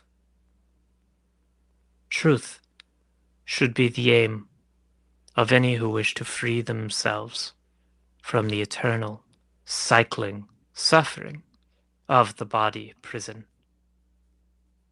As the Buddha said, life is suffering. The cause of suffering is desire. And to end suffering, we must end desire. Well, the Buddha was right for what he could see, limited as his view was, but I have seen further. Life is suffering. To end suffering, we must end desire. But to truly end suffering, we must end life.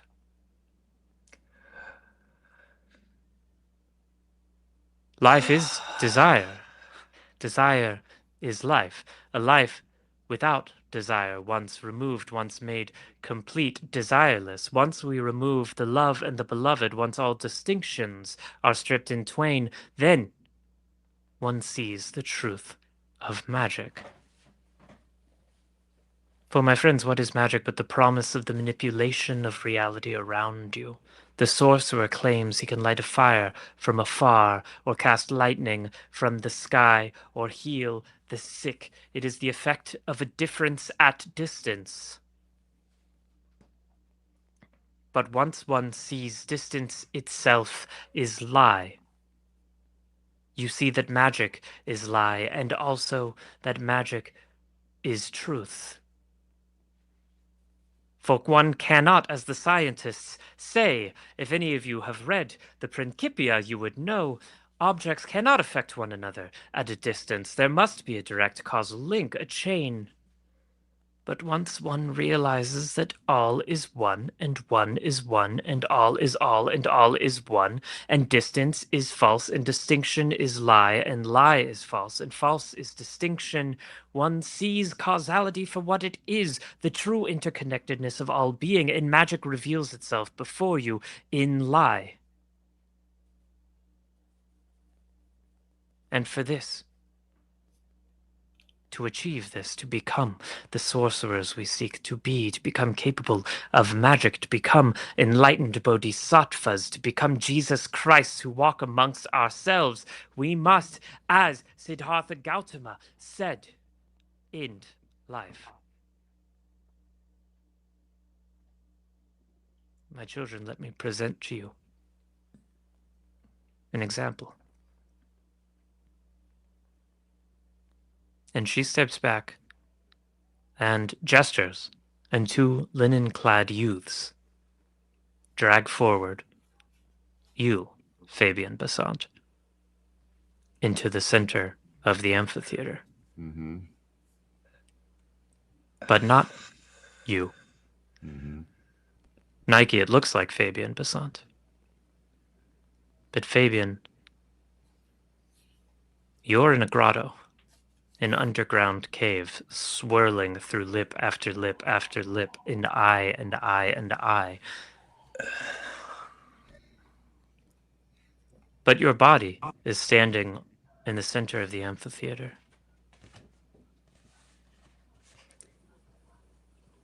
Namasina asks the body of Fabian, "Do you suffer?" And Nike, you hear the body of Fabian answer, "No." Namasina asks the body of Fabian, "And do you desire?" And Nike, you hear the body of Fabian answer, "No."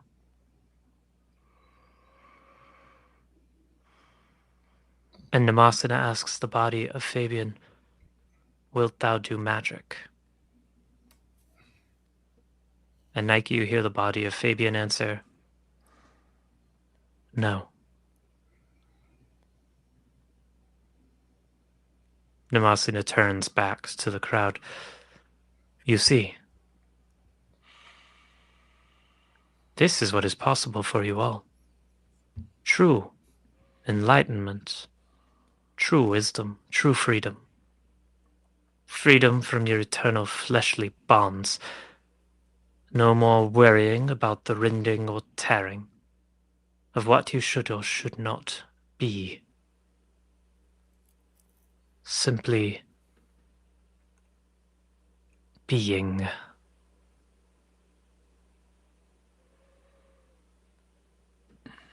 And Fabian, I would like to turn now to you, because though you allowed yourself to be pulled into this grotto, you were also able to hold on to yourself. Mm-hmm. And some part of you then is able to see through the many stone eyes of this underground grotto, Namasina leading your body up and out. What? Where am I going? Where am I going? And so I'm seeing, there is still a part of me that sees this, that through 1,000 stone eyes watches my body being led away while myself remains diffused and refracted through these various stone effigies. And I came here wanting to find myself, and I was captivated by this idea of oneness, of finding this all-surpassing love, the source of love, that the statues are this sort of vestige of, a channel to it. But as you say, a piece of my consciousness still remains. And it seems like what is being offered here is not quite what I expected. That I have been seduced. It feels amazing. It feels incredible. I've been seduced by the pleasure of this loving grotto. that what is sort of like actually occurring is like the destruction of my.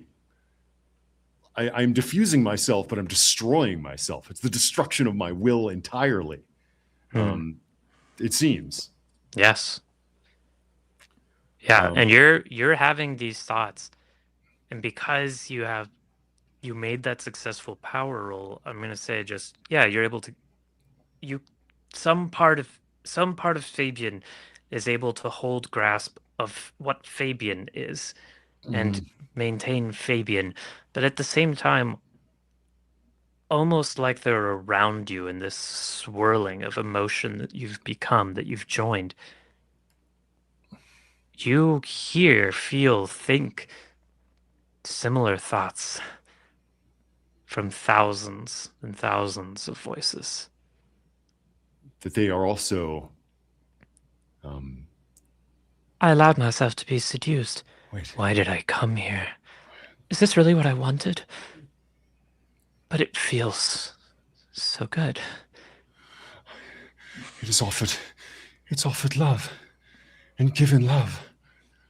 A balm and a balm of love erupting and offering itself to me, but the bargain that it offers is the destruction of myself.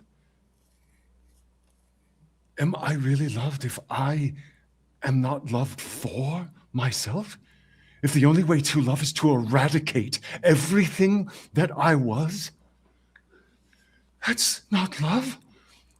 That's slavery! I scream out as I fall to my knees in the amphitheater, coming to myself as my body wrenches itself back together. I would love you to do a power roll to see if you can do that. Let's try it. Let's do it. That was how does a 004 strike you? What? Extreme success. Holy crap. You I went have Super chills. Saiyan mode. I have amazing. chills. Woo. You see, children, that's slavery. Echoes. It's no wonder what I felt was sorrow here. What? No. How? Why are you back? How?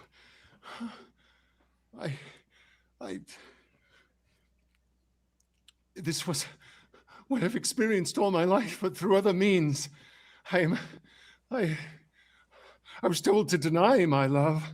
I told to tamp it down, to make myself a man of stone, and now you offer a love that would be subsumed, that everything I was would be destroyed and crushed. But I am a man of stone, and stone is nothing so much as steadfast. And I will kind of stand back up and I want to love, to lose myself in a communion of some or many, but not to destroy everything we are. And I'll just begin to run out of the amphitheater and just run. Yeah, fantastic. You do that. You run. And Namasana, if you look back to see if they're chasing you, all you would see is Namasana staring after you. A pity. To think, when I gifted him everything he wanted. I still feel that this totally like metaphysical experience would probably give me a sanity roll. Yeah, do a sanity roll, 100%. Okay. You would have been doing like constant sanity rolls while you were swirling around that cave. May I roll? Please Roll sanity with a penalty. Yeah, 100%. Great. Oh my God. I really got to give it up for Die Hard Dice. I'm rolling insane. I rolled my 10s die were a 10 and a double 0. Oh my Either way, God. it's an extreme success. Well, you know what I would say Wow. about that is, if if if to go insane Mm. is to be confronted with the truth Mm-hmm. that the human mind is not equipped to comprehend, then I think part of what you've done in freeing yourself, perhaps, is rejected sanity. I think you have said, you have done some sort of active embrace of the illusion, and you're returning to it. Yeah. If what Memnosine is showing us is the truth, then it's not a truth I can live with. Yeah. And I'm fleeing. Yeah. And I probably am making a beeline straight for Paloma and Camille. Oh, I'm sure you are, but Nike, you just witnessed all of this. Mm. What are you thinking? I think Nike stands up, and just kind of looks at their companion. Companion says, "I was never one for being part of things. I like to stand out. I like being unique. I'm Nike. I'm the one who fights everyone, regardless of what people look at me and think, hey, you're this. I'm not that. And I'm sorry, but I'm not going to be one of everyone. I'm going back to being me." Your And- opponent looks up at you as you're saying this and looks into your eyes, makes eye contact with you, and says, "Okay."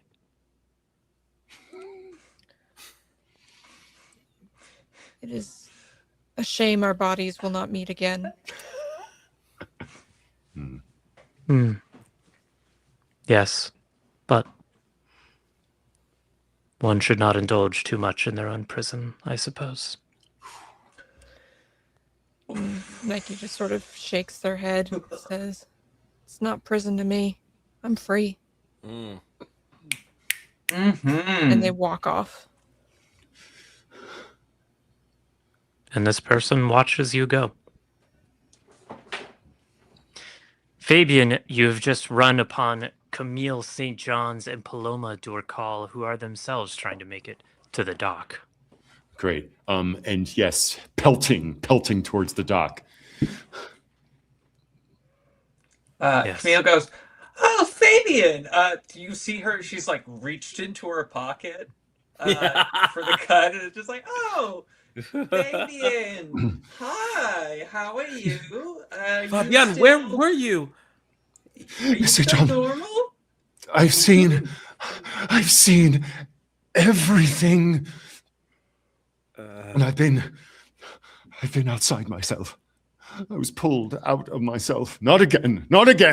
We're getting out of here.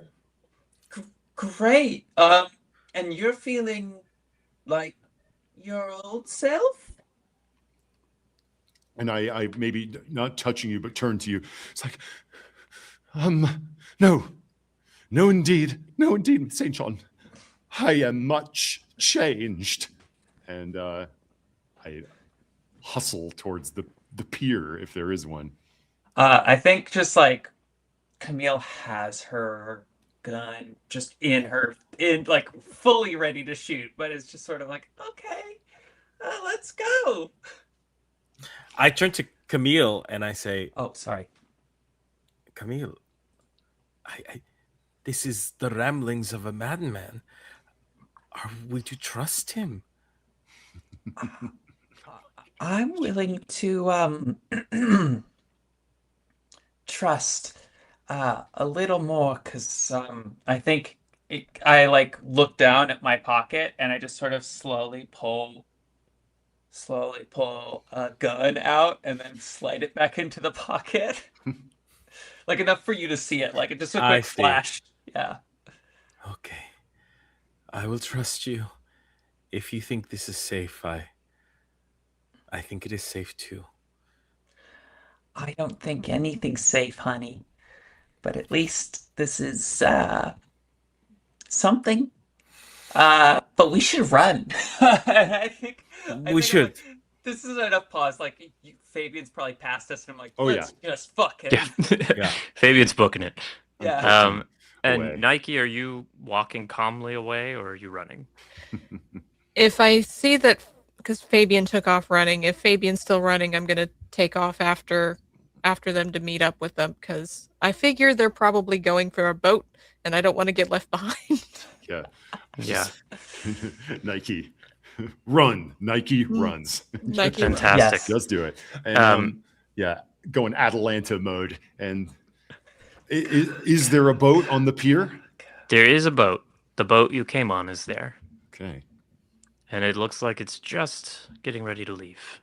Oh wow. Wait! And I'll leap aboard. Great. Fantastic. You leap aboard and you come up panting.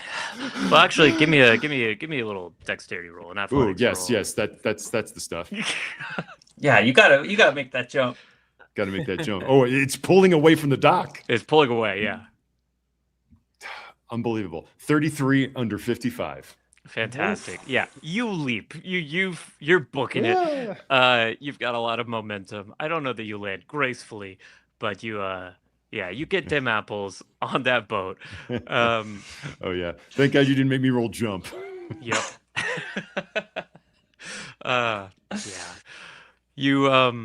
You come up panting and you see on the boat are Hermes 1 and Hermes 2 and the same guy who drove you out here. Okay. Wait. Don't pull away. My companions are making a departure as well. You're leaving? Yes. Okay, we will wait. And yeah, if I can, I might even throw a rope on board over one of the spars of the pier and try to wrench the boat back closer to the dock. And the Masina said it's okay for you to leave. Oh.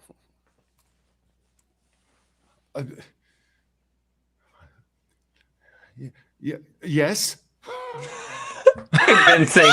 So convincing. I mean, do you want to roll for fast talk, or should I read that as an obvious lie? My fast talk is a 5, but let's see if I get lucky. Oh wow! Okay. Yeah, I rolled a 94 over 5. Oh, Wait, All really, loves to fumble. really quickly. Can I, as we're following after Fabian, scream, "Don't let him leave"? Oh. Yeah. They see you. They see you coming. I don't think you're that far. It's not a huge island, so I don't think you're that far behind Fabian.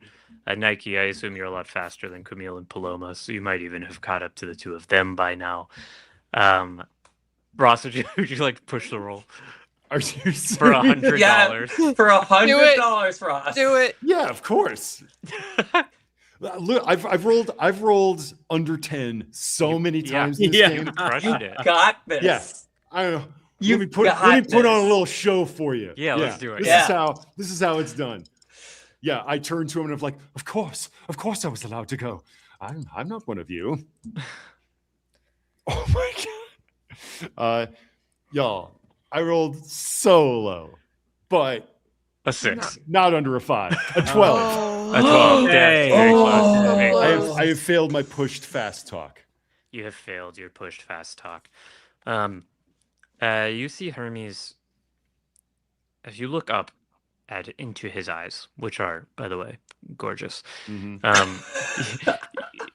You can see Fabian warring emotions. I think especially after having just spent all that time as pure communed emotional psychic energy, you might Yeah. be kind of just sensing it on his feelings. You feel warring emotions within him. But because you failed to push fast talk here, Okay. you ultimately see his eyes, which his eyes have been bouncing between pity and hope and frustration and fear and impatience and finally land on anger. Hmm. I see. Well, if Namasana has told you you can leave, you wouldn't lie to me about such a thing. Of course, you wouldn't put me in the position of betraying Namasana with such a lie. Knowing, as it seems you do, how dangerous these places, knowing as it seems you do, how insane and deranged that woman has become. Hmm? You would lie to me and put me at risk from your fear. No, I could not think you would sink so low as to do this. But of course, I'm sure Namasana has only given you permission to leave. So we shall leave. And so he shouts back and he says, Pieter, let's go. Oh no! The result of my push is they're pulling away and marooning my companions. Yes. Can I try jumping aboard the boat?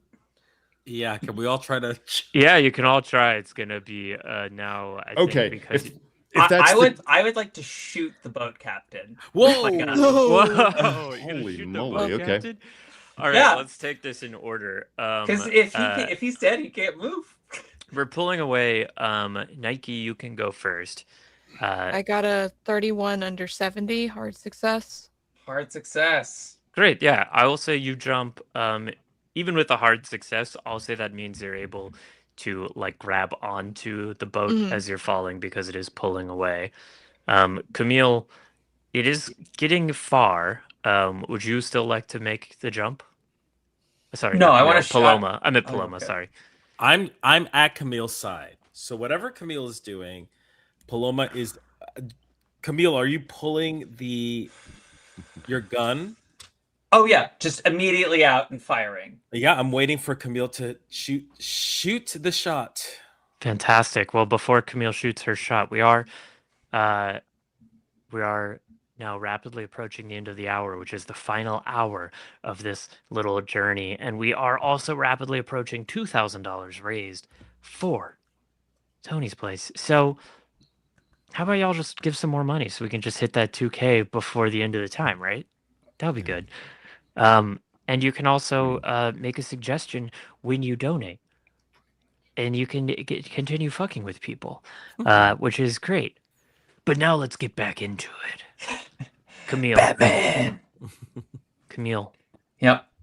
I'm going to need you to roll for me. This is not my strong suit. It is 20. So fingers crossed. You have firearms, handgun? Yes, firearms, handgun, but it's a 61. So I'm going to. I should push the roll, but I can spend basically all of my luck to get it down there. I feel Well, like Let's see. How far do we called think push we the roll. are? What are the ranges on the firearms thing? Because there's also two little numbers associated with it. Are those like at distance? It's regular, half, and fifth, so it's like the successes. All right. So you want to use your luck to get down there, or do you want to Yeah, push the roll? I am going to Use your luck. literally- Yeah. I'm going to use my luck, which means I have to spend 42 luck. Oh God. Oh, you're lucky. Yeah, I have 60. I have 60. Might luck. as well spend it Yeah, all. 40 luck, just out the door, baby. Just to. I'm not trying to kill him, but I'm trying to shoot him enough so that he falls down. Like I'm trying to clip the man. Well, I don't know how much that's in your control. I mean, you're trying That's to fair. That's You're fair. trying to shoot him in the dark. Trying to snipe with Yeah. a petite gun. With a one-shot handgun. That's true. That's true. All right, so you successfully shoot him. I guess I'll make a roll for him to see whether or not you kill him. I'm just gonna do like a straight up. I'm gonna say this is just a 50-50 roll on is this shot fatal, and he failed. No, no. I've killed this man. Yeah. Now, what we I've can killed- do is we can push the roll for his attempt to survive. I don't know if NPCs can push rolls, but probably not. If you rules Ronald boiling over right now. If you want to, you can do the damage of the gun, and if it's over half of this captain's hit points, you can roll a Constitution. If he fails, he passes out. I loses see. consciousness. But yeah, Well, what I was imagining basically, but if you want to rule it like the hit just clips him and he goes down, that sounds fine it's to me. more. There's not much of him that I think would be visible, like exposed to Camille. I mean, he's captaining a boat, so it's either like you're hitting him in the back of the head or you're hitting him in like a shoulder. If you want a called shot, you might need a higher level of success on the Yeah. firearms roll. Then I think it's entirely up to you, Sarah. Here, I right. think the smallest thing is a 22 automatic. What's your luck at right now, Camille? My luck after spending so much of it is at 19. Great. I'm gonna have you do a luck roll. You got this. Oh, goodness gracious, great balls of fire. There we go. 40. I do not make it. Yes. Yeah. And NPCs can dodge, or they can dive for cover. Great.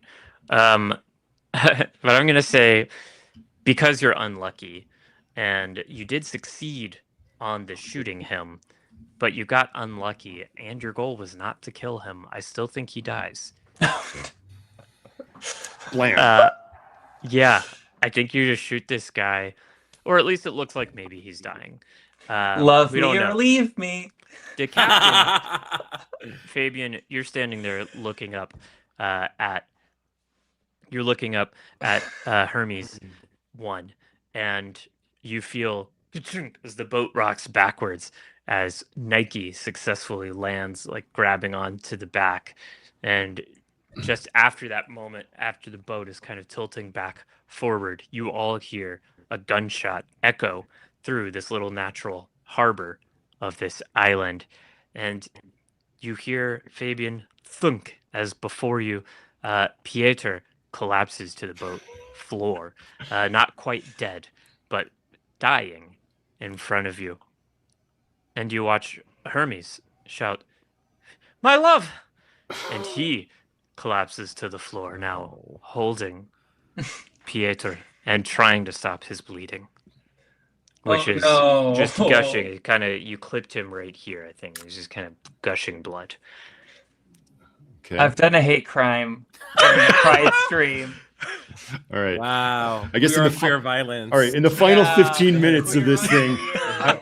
I think if the helm is currently unmanned, the threat that was leveled by Hermes 1 was that he saw through my ruse and was like, "Oh, great! Then you're going to get exactly what you want. You're going to get away, and your little companions will be stuck here." I'm going to just kind of take this opportunity, mustering up the courage that was so quick within me a moment ago when I ran away from the right back there in the amphitheater. I'll rush to the helm and see if I can reverse this thing and like pull back up to the pier so that all of my companions can get on this boat. Great. Yeah. Okay. Let's see. Can you give me how do I want to play this? All right. Yeah. So you're running up to push this boat into reverse. Nike is hanging on to the back. Or maybe of even this just boat, like turn it off and- so it can be Okay. pulled Yeah. back. You want to turn it off. That That's- sounds good. Anything so I don't have to roll navigate. I was just, all I could see was Nike being run over by, Yeah, by his The boat outboard just motor. like Yeah. Final up the- destination, you know. Yeah. No. Not where I thought the game was going to end up, but here we are. But no, okay, you can go up there and turn it off. I'll let you just say you can do that. Great. In which case, I don't think it's crazy to say that boats are full of lines, boats are full of ropes and things, and I might be able to secure us back, perhaps. Especially if this was a gap that Nike just leapt over, or was Yeah, even it's still- contemplating. It's still in range, and I'll say with the kind of Hermes down, distraught, like mostly focused on trying to keep his beloved alive. I don't think it's an issue for you to back it up. All right. And as you do, and Mav will just say, you didn't have an issue climbing into this boat, obviously. Mhm. You get it back there, you're able to kind of toss a rope in all this panic to Paloma, and Paloma, do you have a sassy sapphic limerick for this moment?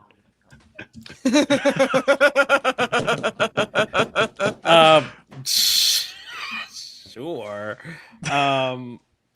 Okay. As I'm climbing the rope, I just think to myself, there once was a gal from Greece. She hated war and only loved peace. Her name was Helen. She was a bellend.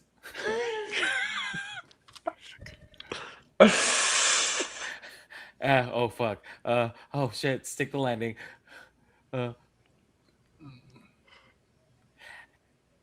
And now to Camille she will strip tease. Wonderful. Yes. Wonderful. Perfect. The boat pulls up, and if I can like scoop them up, and then if we can make good our escape. Oh, I immediately vomit the moment I get on the boat once I realize I've killed someone. Just He's not dead yet. He's just bleeding out in his boyfriend's hands. Yeah, no, Jesus even worse. Even worse. Happy Pride. Can I first aid him? Pride, everybody. A lesbian Yeah, you can first gay aid man. him. All right. I rolled a 1. Oh Natural no! 1. What? That means they Critical. lose. Critical. That Wait. means they lose HP. What? No, If you do a he, first he aid, gets HP because I rolled a 1, which is a Oh no! critical I'm sorry. success. Of course, you rolled a 1. You Not a yes, double he's zero. saved. yes, Yeah. you had a critical success. Yeah, Nav, with all of your immense strength, I imagine Just like you've almost accidentally killed a couple people in your time. You've been here before. Not your first rodeo. Yeah. Nothing new. just Yeah, you're- clamping Yeah. a cloth onto the side of his neck and going, "You will not die." Yeah, you're just able to clamp that artery sealed for as long as you need to. Yeah, fantastic. And Oh, I'll yeah, you're able to do it. And I think as you do that with that critical success, you realize like, okay, there was a lot of blood, and he was definitely in shock, but maybe it's not as bad as it looked. And Yeah. after a time, you can kind of let him go. Yes. He'll be okay. Suffering. You may suffer now, but suffering and pleasure in equal measure if we have the courage to claim it. You've been destroyed now here in this harbor's traffic, and though your wound now is quite graphic, it seems that through strife, she's just saved your life, and through all of these powers, Sapphic. He couldn't not. Beautiful, sassy, sapphic, everything requested. That was gorgeous. So you're now making your way back to the mainland. Everything's fine, right? Mm-hmm. We putter our way back. Yeah, you put your way back. Much changed. As you're on this boat ride away, you realize Hermes 2 is up in the front of the boat. She's kind of fallen asleep on one of the cushioned seats up at the prow. And you find yourselves now heading back. Fabian at the helm? Sure. Great. Fabian, how about you roll navigate for us? Great. Let's see if we are lost at sea. Navigate earlier, Ross. Had to do it. Okay, great. So I'm rolling my "and they were never seen again" roll. Yep. Great. Uh-oh. Uh-oh. Remember all those times I was rolling like 4s and 12s? Yeah. My navigate skill is a 10. I just rolled a 98. Well, Oh, no. That, my Wow. friends, is a That is a fumble. fumble. well. Fantastic. Yeah. You want to push perfect. that roll? Can't push a Can't fumble. push a fumble. Oh no! Take it, play it as it lays. Yeah. And Fabian, you are driving the boat out. Should be simple. I mean, it's just one direction back to the mainland.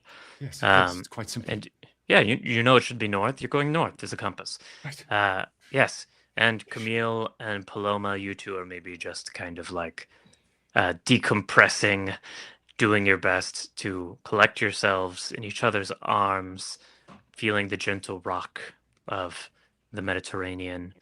Mav, what would you be up to on this long boat ride back home? Nike is just thinking about what could have been and how much they did enjoy what they got and wishing that it could have been different. And so, of course, they're doing some exercise, running back and forth along the along the boat, doing some push-ups with the railing and so on, because that's the only thing they can do to clear their head and forget about the regret, because no one has time for regrets. No one has time for regrets. Hours pass on the wine dark sea. Hours and hours of just open waves, stars, cool, salty air. It really is beautiful. More hours pass. Hours and hours. Hours and hours and hours on the wine dark sea, beneath the stars, the gentle rocking of waves, the salty breeze. It really is pleasant. Hours pass as you make your way north, hours and hours on the rocking waves, hours passing, and the darkness and the wine dark sea and the stars and the salty Mediterranean breeze, which is ever so pleasant.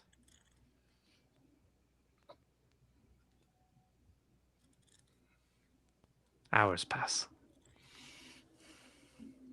on the wine dark sea. The salty breeze, which is ever so pleasant. Many, many, many, many, many such hours pass when you all open your eyes. You can see yourselves down in the grotto, lips on stone. No. It's dark here, wine dark. Salt. The salty breeze blows in from the sea. The slight glistening of quartz and mica in the ceiling reflecting the candlelit grotto. They're stars. It really is pleasant. It's more than pleasant. Change. But change is an illusion. It's ever so pleasant. So pleasant. So overwhelmingly pleasant. And I think that's where we'll end our tale. Ugh. Ooh. Subsumed. Et in Arcadia. Yes. Yes. Thank you. So, all is one. I am. Yes. My friends, thank you so much for doing this with me. To everyone here watching the stream, thank you so much for being here with us. And to everyone who donated, seriously, thank you all so much. We raised thank you over so much. $2,000, I believe. Amazing. Y'all are incredible. Seriously. Thank you. That $2,000 really makes a huge difference for a small local org like this. They provide hot meals multiple days a week for free to queer youths who need it, who don't have hot meals at home, or don't have a home, or for whatever reason seek a warm meal and comfort in the company of others. And this makes that even more possible. And so thank you all so much. And thank you so much, Sarah. Happy Pride. Yes, thanks, Sarah. What an awesome scenario to riff out, and a cool story. I mean, about we all need supportive community that accepts you for who you are, that does not ask you to obliterate yourself, to be subsumed into a oneness as tantalizing and comforting as that may be. Yeah. Yeah. Oh yeah. Don't do that, guys. Don't join cults. Don't join Yeah, not cults. good. Don't join Don't cults. do it. Don't join cults. Yeah. Fantastic. Before Well, we go, Cup yeah. told me I need to plug my Call of Cthulhu scenario, The Friends of Dorothy, which is another queer scenario that deals with some similar themes, deals with Awesome. military service members in the 1980s. Mm. So Cup told me to plug that. So everybody, I'm plugging that. Thank you. Nice. Yes, Awesome. amazing. I gotta plug one thing. Watch the new Oh. season of Game Changer. I did all the carpentry for it. Oh yeah, So- Willow is the well, lead some of it. carpenter for the last 3 Iconic. seasons of Game Changer. If any of y'all are Yes, Dropout indeed. fans. Iconic. Mhm. Yes, Yeah. indeed. Oscar, anything to plug? No, just amusing that we at the end of this campaign, we kind of all were sort of a pride float, weren't we? Wow, Yeah. that's very good. Emphasis on float. Yeah, We all float Yes. down here. we Yes, all. wonderful. that's. You'll float Ah. too. Yeah. Yes. Ross? I mean, anybody watching this, I hope if you're not already a listener of Push the Roll with Ross Bryant, please listen. There's now an awesome backlog of games that are produced with wonderful, not obtrusive and only atmosphere building sound and atmospheres. There's an amazing little mini series we did with Oscar called Horror at the Innsmouth Inn. That's one of my favorites. And another one of my favorites is one that's being spooled out right now. The second episode of 3 just came out. It's called The Levers That Tilt the World. And that features your keeper for this amazing session, Yes. Sara Caplan. So check those out, please. Yeah, That- and I'm just gonna. That's my wife. That's I'm just- my wife. I'm just gonna plug Tony's Place again, and also that just happens to be the one from my hometown in Houston. But I bet there are multiple local mutual aid organizations serving queer people in your area or other people. They don't have to be queer. It's also, I guess, we should note today is also Juneteenth in the old U.S. of A.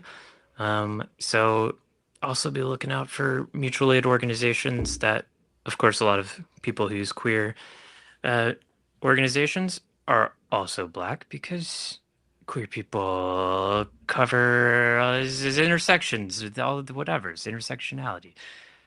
But I bet there's also a bunch of great mutual aid organizations specifically focused on like Black community interests, or if you want to just hit that intersection head on. Listen, You know, Black there's- trans people, great.